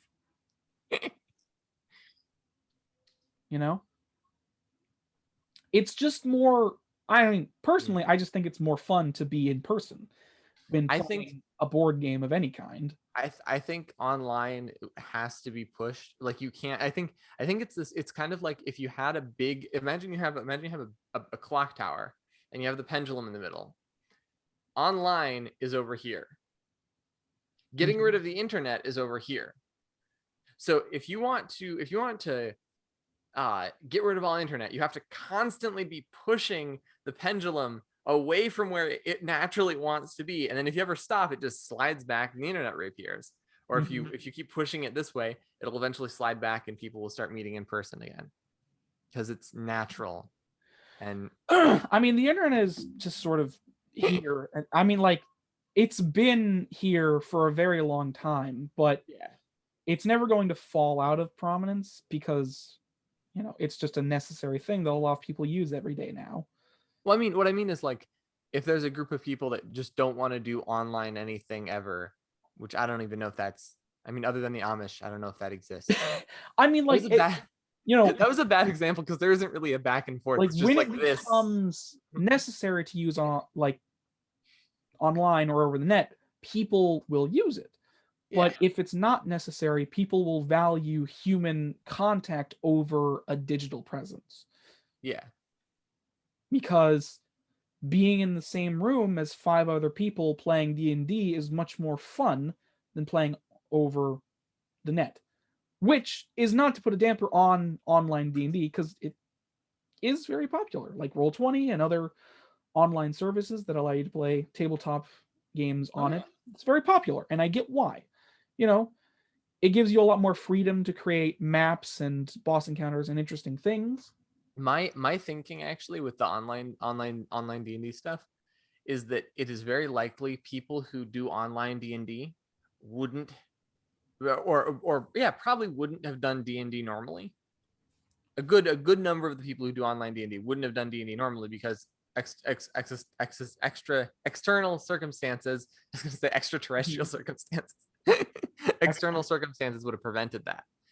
Just like people who play D&D in person are not going to be like, they're not going to be like jumping online. Yeah, well, it's just kind of, you know, there are plenty of people who play D&D online because they literally can't find a group Yeah. to play with in their hometown. So they choose to go online because there's always people looking for someone to play with. Which is awesome. But yeah, I just, you know, physicality will outlive everything else. It kind of has to, in a way, because otherwise we're just going to lose everything at some point. Well, no, the thing is, if the norm and the normal expectation of gaming and stuff is not to meet in person with your friends, then eventually people will, I think eventually people will lose interest in gaming as much. Mm-hmm. Well, gaming, tabletop or otherwise, has always been sort of a social thing in general. I mean, that's the biggest benefit of gaming, I think, is that you can meet people. Yeah, it's always been intrinsically linked with like communities and social encounters. I mean, Aaron, I doubled my friend count. Did you? Yeah, I met a person online. I doubled my friend count. From 1 to 2. That is not a good count. Well, I technically, I was thinking about it, and it's like, well, I have like 3 or 4 good friends, and I just met, I think, 3 people. So technically, that would be around doubling my friend count. Mm-hmm. I'm not really friends with them though. They're just online acquaintances that I don't think I've talked to in months. Yeah. It was cool though. Well, you know, like, you know, online is important. It is, but like, I think overall physicality will just be the what's the natural like flow to things in a way, because like it's because that's what's happened for generations. Yeah, I also think just like in terms of video gaming, I don't like the idea of constant like only being able to buy digital copies of games. I don't like that idea. I've talked about this many times because it makes it harder to preserve the media. Yeah. What about only server versions of the games? What if the only version of the game is on a server? So it's not just you have to buy it and be online. You have to be on a server that they are hosting and paying. Oh, that's been a thing.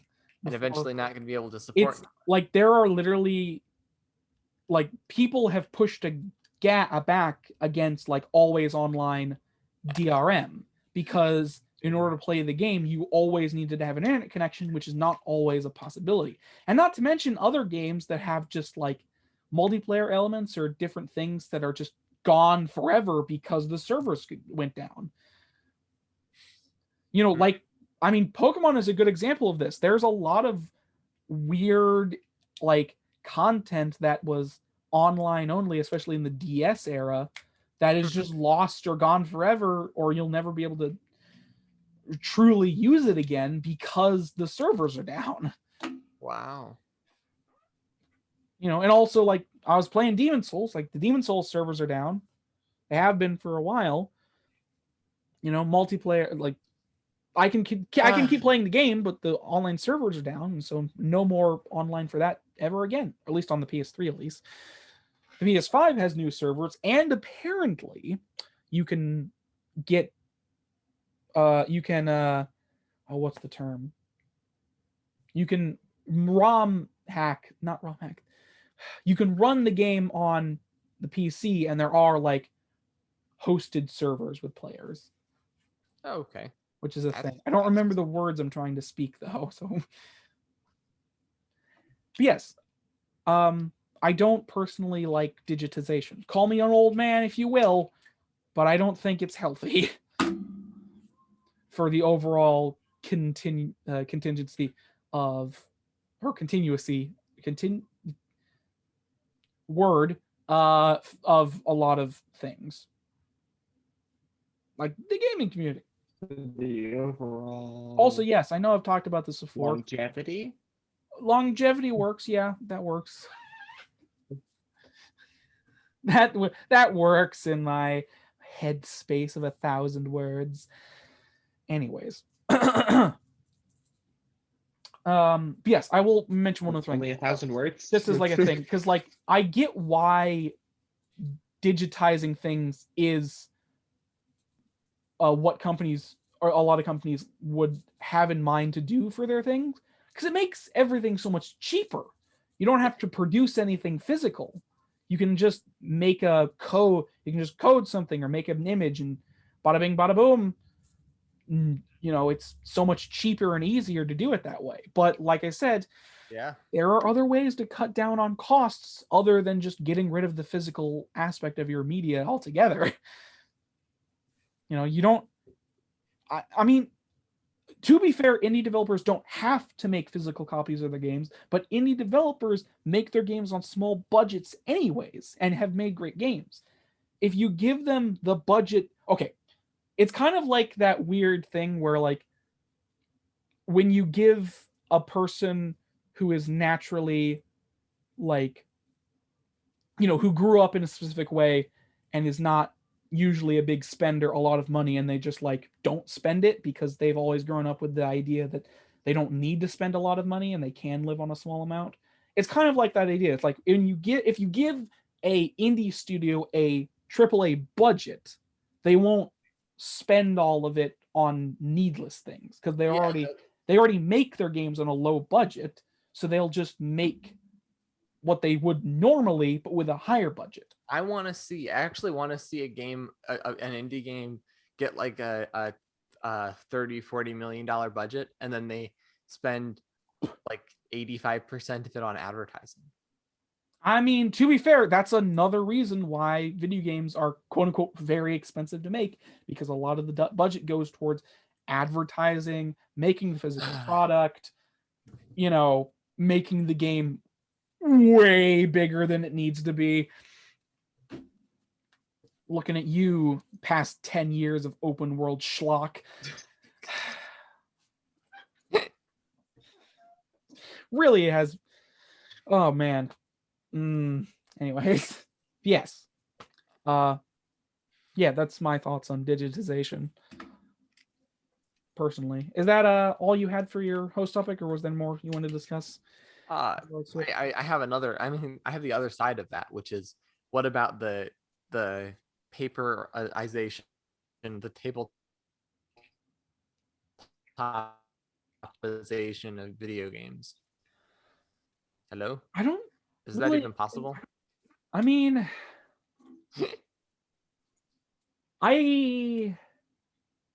okay, there has been a couple instances of video games being turned into board games or miniature games. Yeah. But not a lot. Those are like kind of few and far between.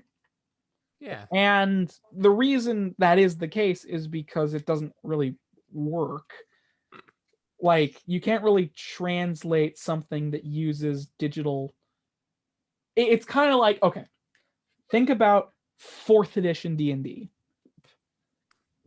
If that was a video game, it would have been very popular. because it basically was. It was designed to be run with computers.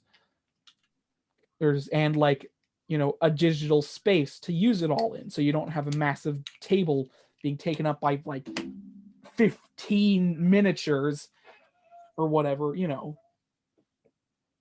You have these physical things that can't work as well because they need a digital element to work at all. Yeah. So yeah, I really can't think of why. I don't think you can. I mean, I've thought about turning Mario Party into an actual board game before, but it never really works in a way because there are mini games. Every 4 turns, you get a mini game, and you play a mini game, and it requires the controls in the digital space to do any of it. You could have the people in real life do the mini game, like everyone hop up and down. Yeah, but that wouldn't be a very successful model. No, not really. Oh, I got it. So it's like, so your character approaches the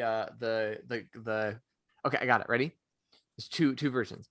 So the one way to physicalize the game is, so you're playing, say, Dark Souls, a physical Dark Souls multiplayer game like Candyland. So everyone puts their little Dark Souls person on the board, and then they roll for movement, and then say a character runs into a monster, then the players get on an airplane, they fly out into the middle of the Amazon rainforest, and they take a slab of meat and they set it down and they wait.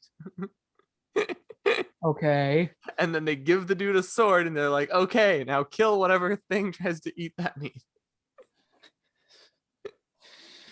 Yeah. I'm pretty sure that violates a lot of laws. I could be wrong though. I think making it into a game, if it's fairly clear it's a parody, would be perfectly legal, right? No. No. No, I don't think so. Encouraging people to kill tigers in your rules is bad. I think so, yes, actually. I'm pretty sure I could be wrong, but I'm pretty sure killing animals is not usually considered a good thing, Okay. especially wild ones. Make sure that one of your players has a science degree. Have them take various eggs of various animals and fertilize them with the sperm of various other animals and create weird animal hybrid monsters. Keep them locked in a basement for 12 years. I'm pretty sure you'd have to be... You can feed them on homeless people.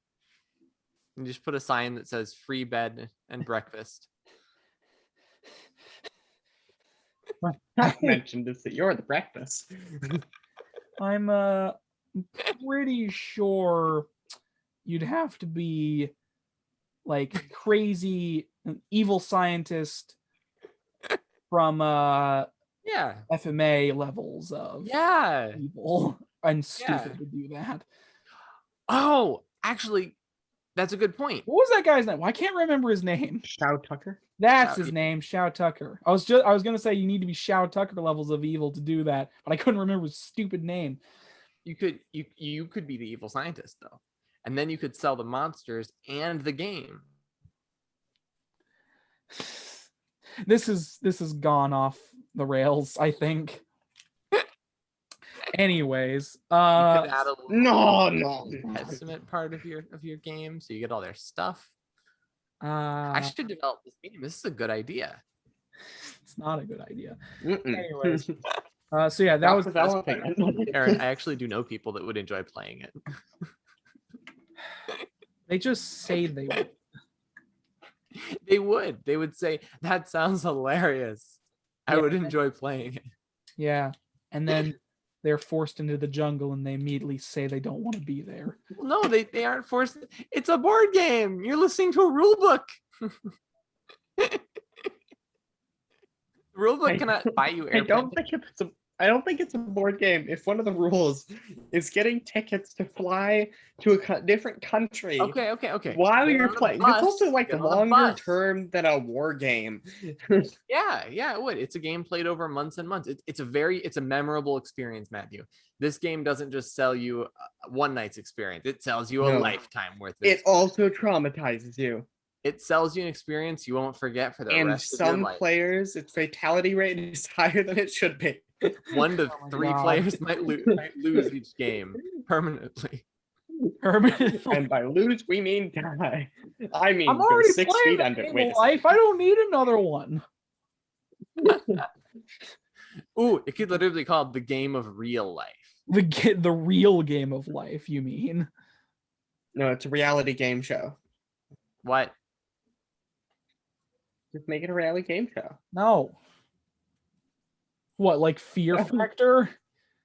We hooked you up to don't know. this pit of I'm sure spiders, and I'm then sure you whatever gotta it is, digging through some I'm- mud and eat the thing that's inside of it, and then you get a key. That's what Fear Yeah, Factor I'm sure that would go really well with PR and laws. I mean, Fear Factor survived a while. I'm sure. it Yeah, worked. but that I think the other version is worse than Fear Factor because you're killing animals, So possibly dying. Do people Matthew, die on Fear Factor? If it's a mutant fish snake hydra, is it really an animal? is it part? Yes. That's real. Also, you're probably getting arrested. I hope not. I'm pretty sure none of the animals had human DNA in them. Hope. That's the key word there. Hope. Hope. Although, actually, if we added a little human DNA, it might make them smarter. Uh-oh. That's not good. Okay. So I'm for just the gonna higher level monsters. Wait, no, that's the idea. So we send off a spaceship to another planet and infest it full of monsters, and then every now No. and then we harvest some monsters, and then we can bring them to the battle Harvest, chamber. that is a that feels one way like of putting it. that feels like a Yeah. revolution waiting to happen. On the They make planet. their own culture, and like every 10 years, these men from the sky come down and take our own. And then they find out why they get taken, and then they're just like, we will not stand for this. I mean, hopefully that would happen. Aaron, they're built off created of us? human. What? How are they possibly going to fight back? They're stupid. That old line of thought, eh? No, I can I see was gonna no try to. problems. I can see no problems with this at all. Let's continue on. Just imagine that if like some aliens showed up and they're like, "Hello, humanity. You know the real reason we created you." And it's like, "What? You created us?" It's like, "Yes. The real reason, as we said, the reason we created you was to harvest you for a game show in which we hunt you in a giant dungeon." It isn't working very well. Where's even? Yeah, that's not going to go over well. I could be wrong, but I'm Actually, pretty sure the Star Bomba is more powerful than anything they have. Unfortunately, the show was taken off air about 50 years ago. No, millennia ago. They're aliens. They'd be alive for a long time. Anyways, I'm just gonna. We've derailed the show enough. Let's get back on topic, which is host topics. Sure, I can derail it more. So, anybody? Okay, I'm just gonna ask. Anybody else got a host topic before we move on? And if not, we're just gonna move on to news and then get through that swiftly. Cool. I probably could have had one, but I think we spent too much time on that anyways. So yeah. Hey. No, listen, I liked your topic, but we went off on a tangent. We didn't. First of all is just a bit of piece of news that I think is really interesting is a Forgotten City, a Skyrim mod, an award-winning Skyrim mod, is coming out as a standalone game. Which is really, really interesting to me. I really love that idea. Like, it's super cool that these guys that made a mod for Skyrim, probably like many, many years ago, have just decided to turn it into its own standalone experience for all of the consoles and PC. That's awesome. The Forgotten City mod was released in 2015. Okay, so quite a while ago at this point. The devs say, obviously, that it's going to be polished. One of the quotes I liked is that, they say, obviously it'll be better, just better in general. It's like the combat, all of these other things will just be better.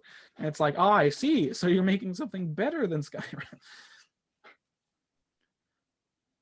No, but yeah, obviously they say that it'll obviously be more fleshed out with story elements and more fleshed out animation, story elements, gameplay, stuff like that, because it was a mod originally. And I just think that's super cool. It's called Forgotten City, and it came out as of it's out. I don't know when was this announced? Hold on. Okay, so it's been out as of recording 3 days. So it's been out for 3 days already. And I don't know. It looks really cool. It has like a Roman aesthetic. I'm very interested. Listen. It's not like it's massive news. I just really wanted to point this out because, listen, it's a success story. I just wanted to give some praise to these guys. They're cool people. It's very cool that That's awesome. it's very cool that they, got to make their own thing after making a mod. I just think it's really cool. And yeah, also like I said, it's been out for 3 days, so go check it out.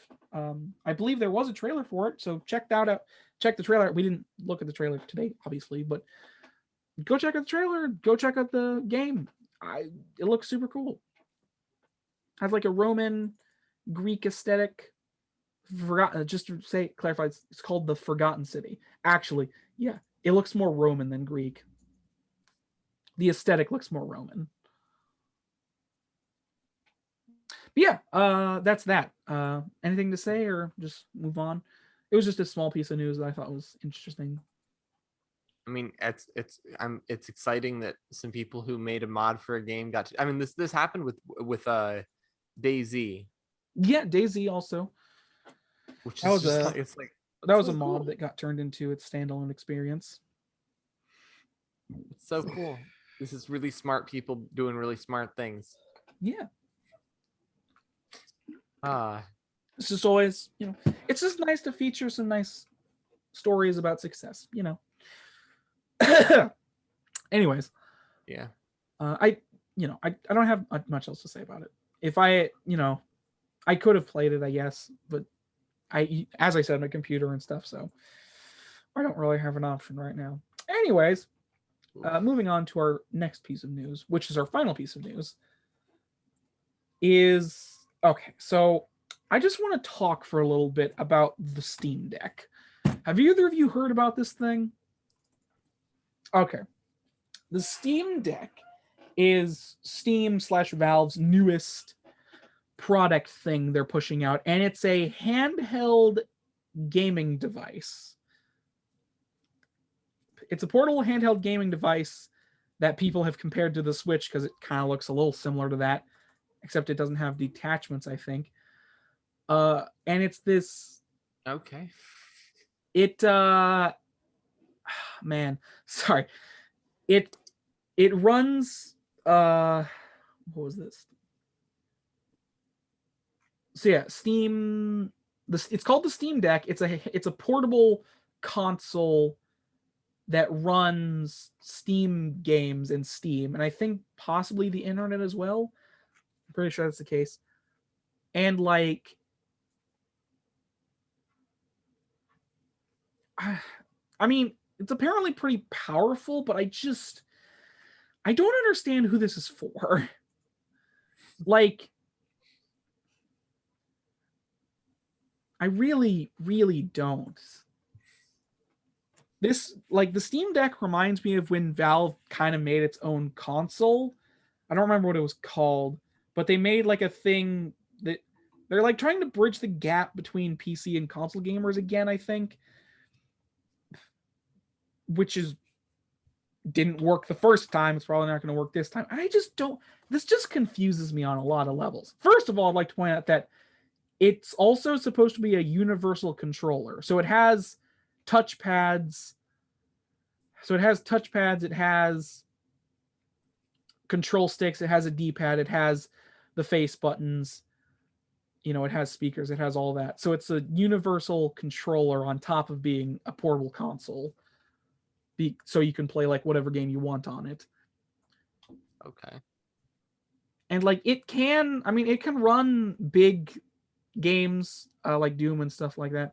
I don't know. A lot of people I've seen who are kind of interested in this say like they're gonna use it to get through their backlog, and like Steam is one of the biggest reasons why you have a backlog anyways. Do you really need another product to get through the quote unquote backlog you have? It just confuses me. Like that mindset confuses me. I know I've joked about my backlog before, but it's like I get through it at my own pace because I like video gaming and I just like to experience games for what they are. Can you just imagine someone rushing through video gaming? It's like, I'm gonna speed run video gaming. Yeah, it's enjoyment.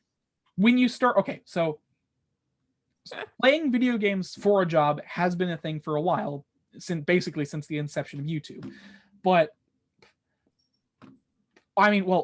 testers as QA testers playing video games so they can break them and make QA testers have been a thing for a long time too. But I like gaming is a hobby. I don't need to treat it like a job.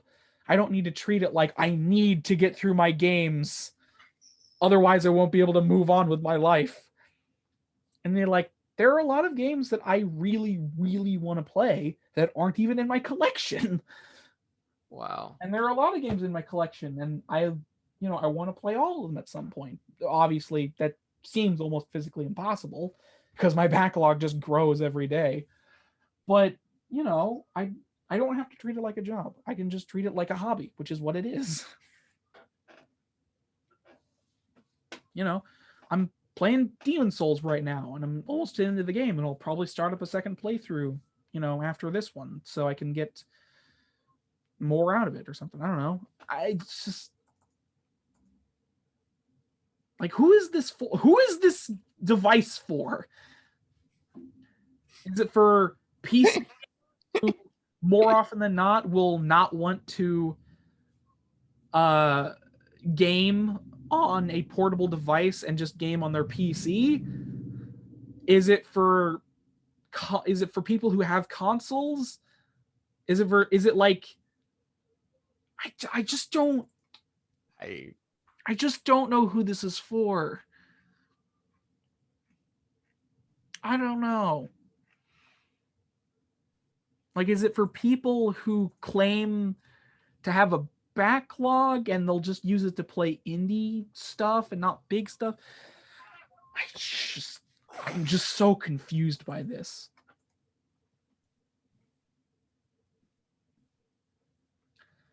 Yeah, it's just like, yeah. I don't know. Also, I'm just going to point out that sorry, I didn't mention this before, but like the design for this thing looks real uncomfortable to hold. It like the D-pad is literally right next to the control stick. All of the buttons are perpendicular to one another. It looks real bad. It looks really uncomfortable to hold and awkward. Like how big is it supposed to be? Okay. Yeah, that looks real awkward. Wow. I see a picture of it in somebody's hands, and yeah, that looks really awkward to hold. Anyways, I guess I didn't have much of a large discussion topic since neither of you knew about this beforehand anyways, but I just wanted to highlight this because I just don't understand it. It's almost as if they were like, hey guys, we need to compete with the Switch.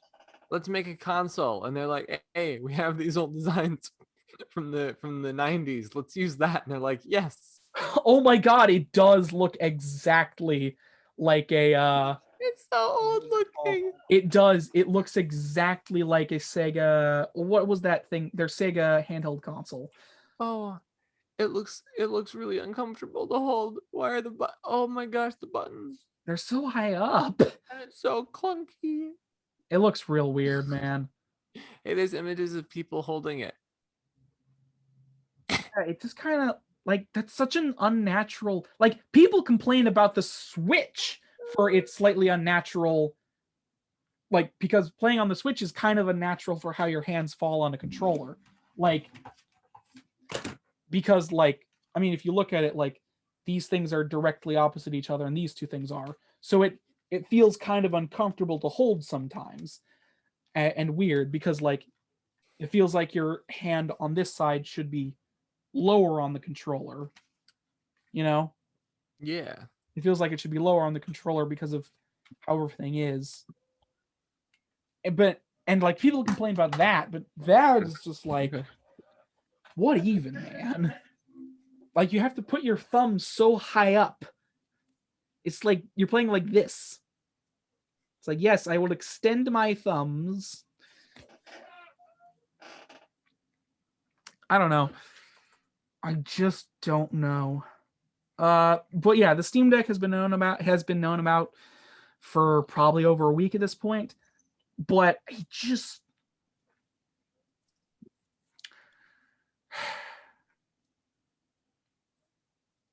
yeah.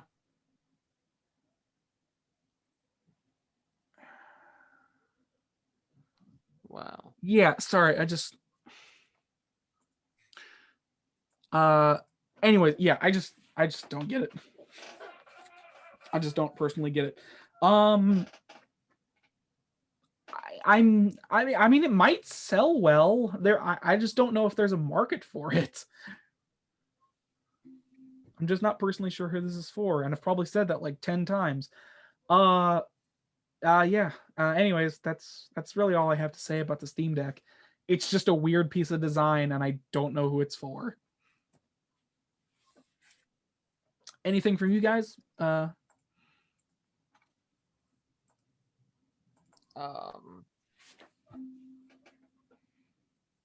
right.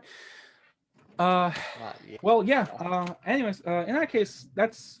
I mean, we're at the end, so let's just move on to shameless self-promotion, shall we? This is welcome to shameless self-promotion. This is the part of the show where we shamelessly self-promote ourselves. Matthew shall demonstrate by shamelessly self-promoting himself. Matthew, what have you got coming up this week? What happened in the previous month? Shill for everything you've done. I've not actually uploaded anything because I've been working on stuff. And audio and that sort of thing takes more than a little bit, especially when you have other things you're also working on and time becomes a problem. And hey, that's not the point. Anyway, let's continue with thought. Continue. So, what have you got? Well, in that case, since you haven't posted anything during the month, what have you got coming up this week or in the future? At some point,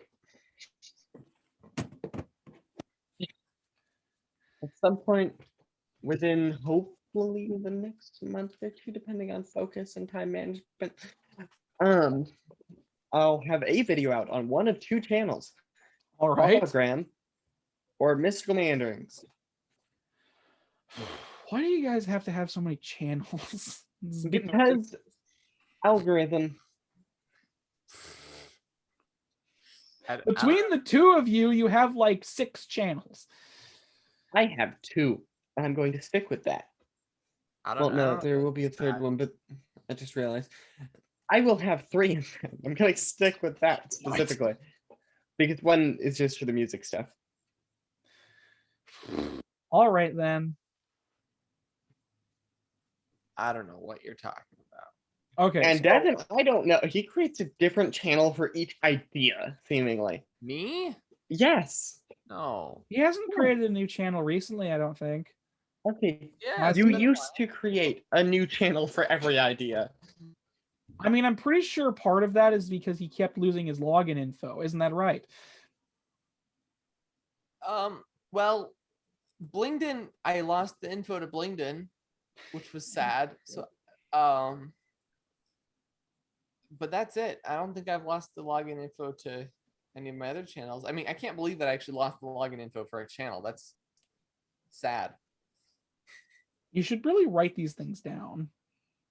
I did. I now have a little notebook with all of my passwords in it. Mm-hmm. An account and the account emails, more importantly, because I know the password to Blingdon. I just don't remember the email.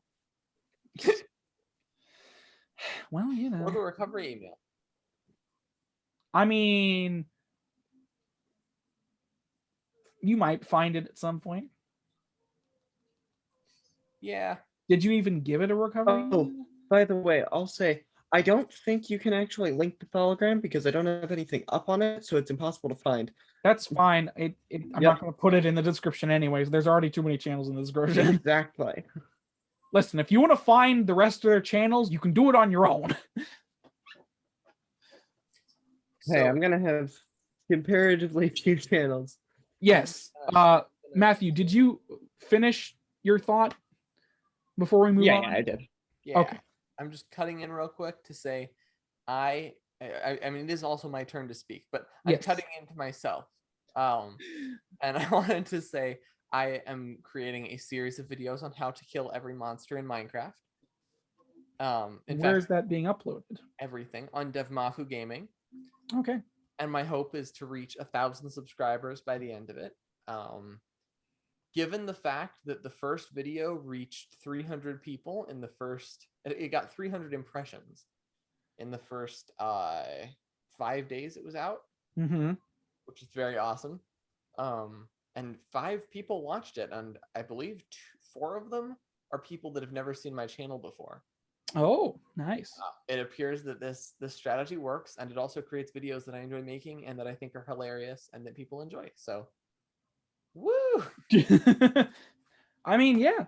And also, That's how you fight nihilism. Fight nihilism by just looking at wholesome things and realizing that the world has more important things to do. yeah, than the do way you important fight nihilism or just any like, just don't give up. I know that seems hard sometimes, but if you don't give up, you will eventually break through. Yeah. It's just a matter of not being, discouraged instantaneously. Anyways, is that all? So that's what you've been doing throughout the month. Yeah. What have you got coming up? No, actually, that's what I have coming up. Oh, okay. I've only made a couple of videos. Oh yeah, what did you upload throughout the month of last time? I know Nothing. you've uploaded some stuff. I've been working on my book, dude. I don't have time for making good quality videos. You've and then I had a cat. quite a few things to Deliates or whatever it's called now. I have. Yeah, it's quite a few videos. I've kind of lost track of how much passed. I've quite a few videos on there you've Recently? uploaded within the last like 2 weeks at the very least. Pretty like I know. Okay, let me. Okay, so I'll Am I show stupid? for him because he doesn't remember. If you go to Oh my god! Upstart Ragamuffin, that's what it's called. He has been uploading something there pretty frequently until recently, but there's a bunch of new stuff there to go watch. If you want to. Yeah, there's. Also, you can't find him on Twitter, so don't try. Matthew you can find on Twitter and Twitch. You can find me on Twitter. What? Yeah, Twitch also exists. Just don't look for DevMafu Gaming on Twitter. He doesn't matter. He'll just post random YouTube links to things that I've been watching that will age terribly, I'm sure. But Twitter is just a backlog for you. It's just like I post this here so I can find it again later. Yeah, it's like I mean, this video is interesting. If anyone honestly, cares to watch it, that's as viable a use for Twitter as anything is. Yeah. Yeah. Well, it's like at the end of some videos, people are like, "You should share this video," and I'll be like, "Well, I'll share it to Twitter," and then I can say I shared it, and no one will see it. God, that's funny. But yeah, so that's what you two have been doing thus far, right? Yeah. Okay. Is that everything? Just as like a clarification before I move on. Yeah, that should be. Okay. So, to me, I suppose. Well, as you can tell, I haven't uploaded anything in like a month. This is the first video that's going to be uploaded since the last one, obviously. So I know I took a break for a while and just kind of fell out of through things, but I will attempt to continue uploading these as of now. I'll try and get back into the weekly grind, as it were. And so yeah, you can keep finding these here on the channel that you're currently on. You can listen to them wherever you have an internet connection, presumably. So you can keep, yeah, you can keep watching them here. And I haven't done this in a while. I'm terrible. But yes, I don't have any plans to upload anything else, even though I say I do sometimes. But I'm gonna say I don't this time. That way, I'm not breaking a promise. Hey.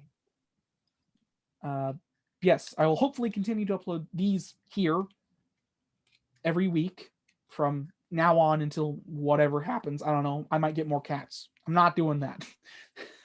I already have your cats. I could come over and just film videos of your cats. That would get a lot of views. It definitely would. In fact, I'm pretty sure just from having that one cat in this video, the views have already gone up.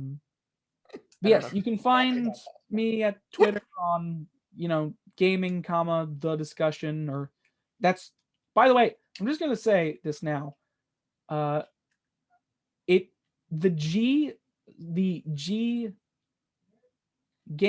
GTD of gaming the discussion are capitalized. So that's possibly why it's hard to find me. So those are capitalized letters. So it's capital G gaming, capital T the, capital D discussion. There's a comma in there too before the V. I'm rambling at this point. Anyways, I'm just saying that because I'm not sure if Twitter finds me if you don't do the capital letters. Because I was testing it out earlier and I'm not sure if it finds me correctly if you don't do the capitals. Anyways, you can find me there. Anyways, I mean, I have a link to the Twitter on the channel, so you can click that if it's hard to find me. But yes, also, like I say all the time, I really don't use Twitter very often. I have it because of advertising and socialness, but I really don't use Twitter very often. I don't really find a use for it. So call me an old man if you will, but that's just my opinion on Twitter. I just don't really. That's a fair opinion. Using it. It's a valid opinion. Yeah.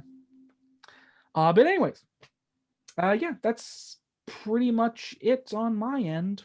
Enjoy the content that comes through. So, and that's shameless self-promotion. So let's jump into the end of the show, shall we? Thank you guys so much for watching this episode of the GT podcast. It's a thing. It's a thing that I'll keep doing. It's just a thing I'll keep doing. I would say like, comment, subscribe, but I honestly don't think that helps any. Do you think it helps? I'm not sure if reminding the people to like, comment, and subscribe is really helps the situation or not. We should start the show next time and every time. We should start the show by saying that. Hello, welcome to the GTD podcast. Like, comment, subscribe. Yeah. And then we that won't send the wrong message to anybody at all. Okay, and let them know just how much of a shameless whore I am. Okay, we could start the next video by saying, so out of the 10,000 people that are watching this show, and we'll just pretend that we have 10,000 viewers the entire time. We just and then we will, right?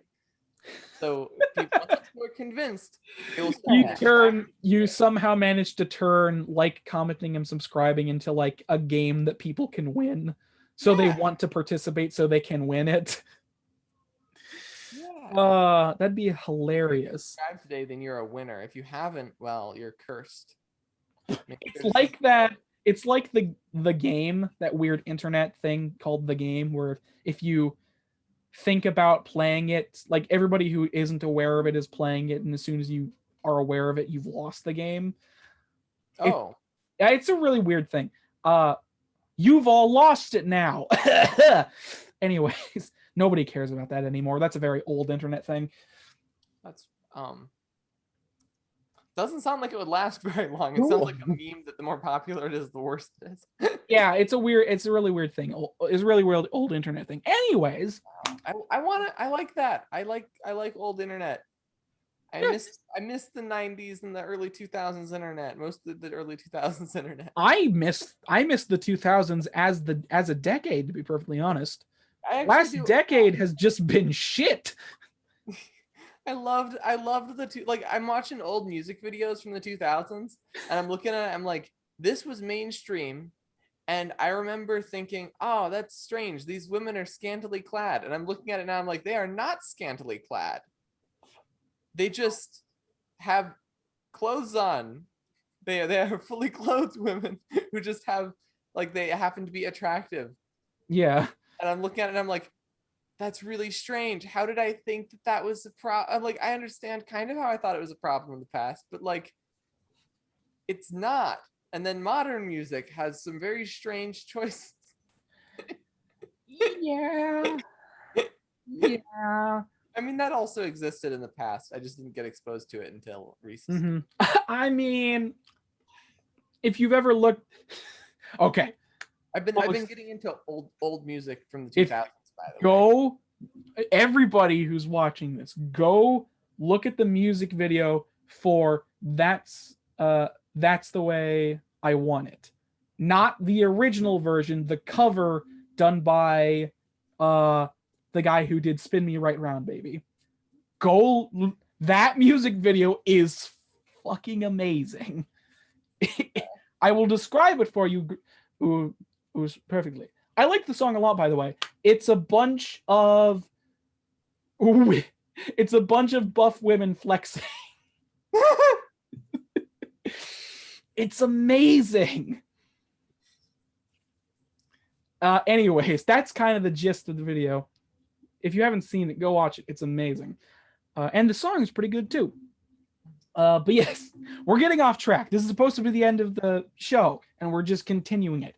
But yes, thank you again. Thank you all so much for watching, and tune in next time. I mean, if you feel like it. I don't know. I'm not your mom or your dad. I could be. I probably am not, though. I probably am not. Are not? Probably are not. It doesn't matter. Goddamn grammar. Anyways. Yeah. See ya at some point in the future. Bye. Thank you. That's what I was waiting for. Can I get one from you too, Devin? Bye. There we Bye. go. Bye. Bye.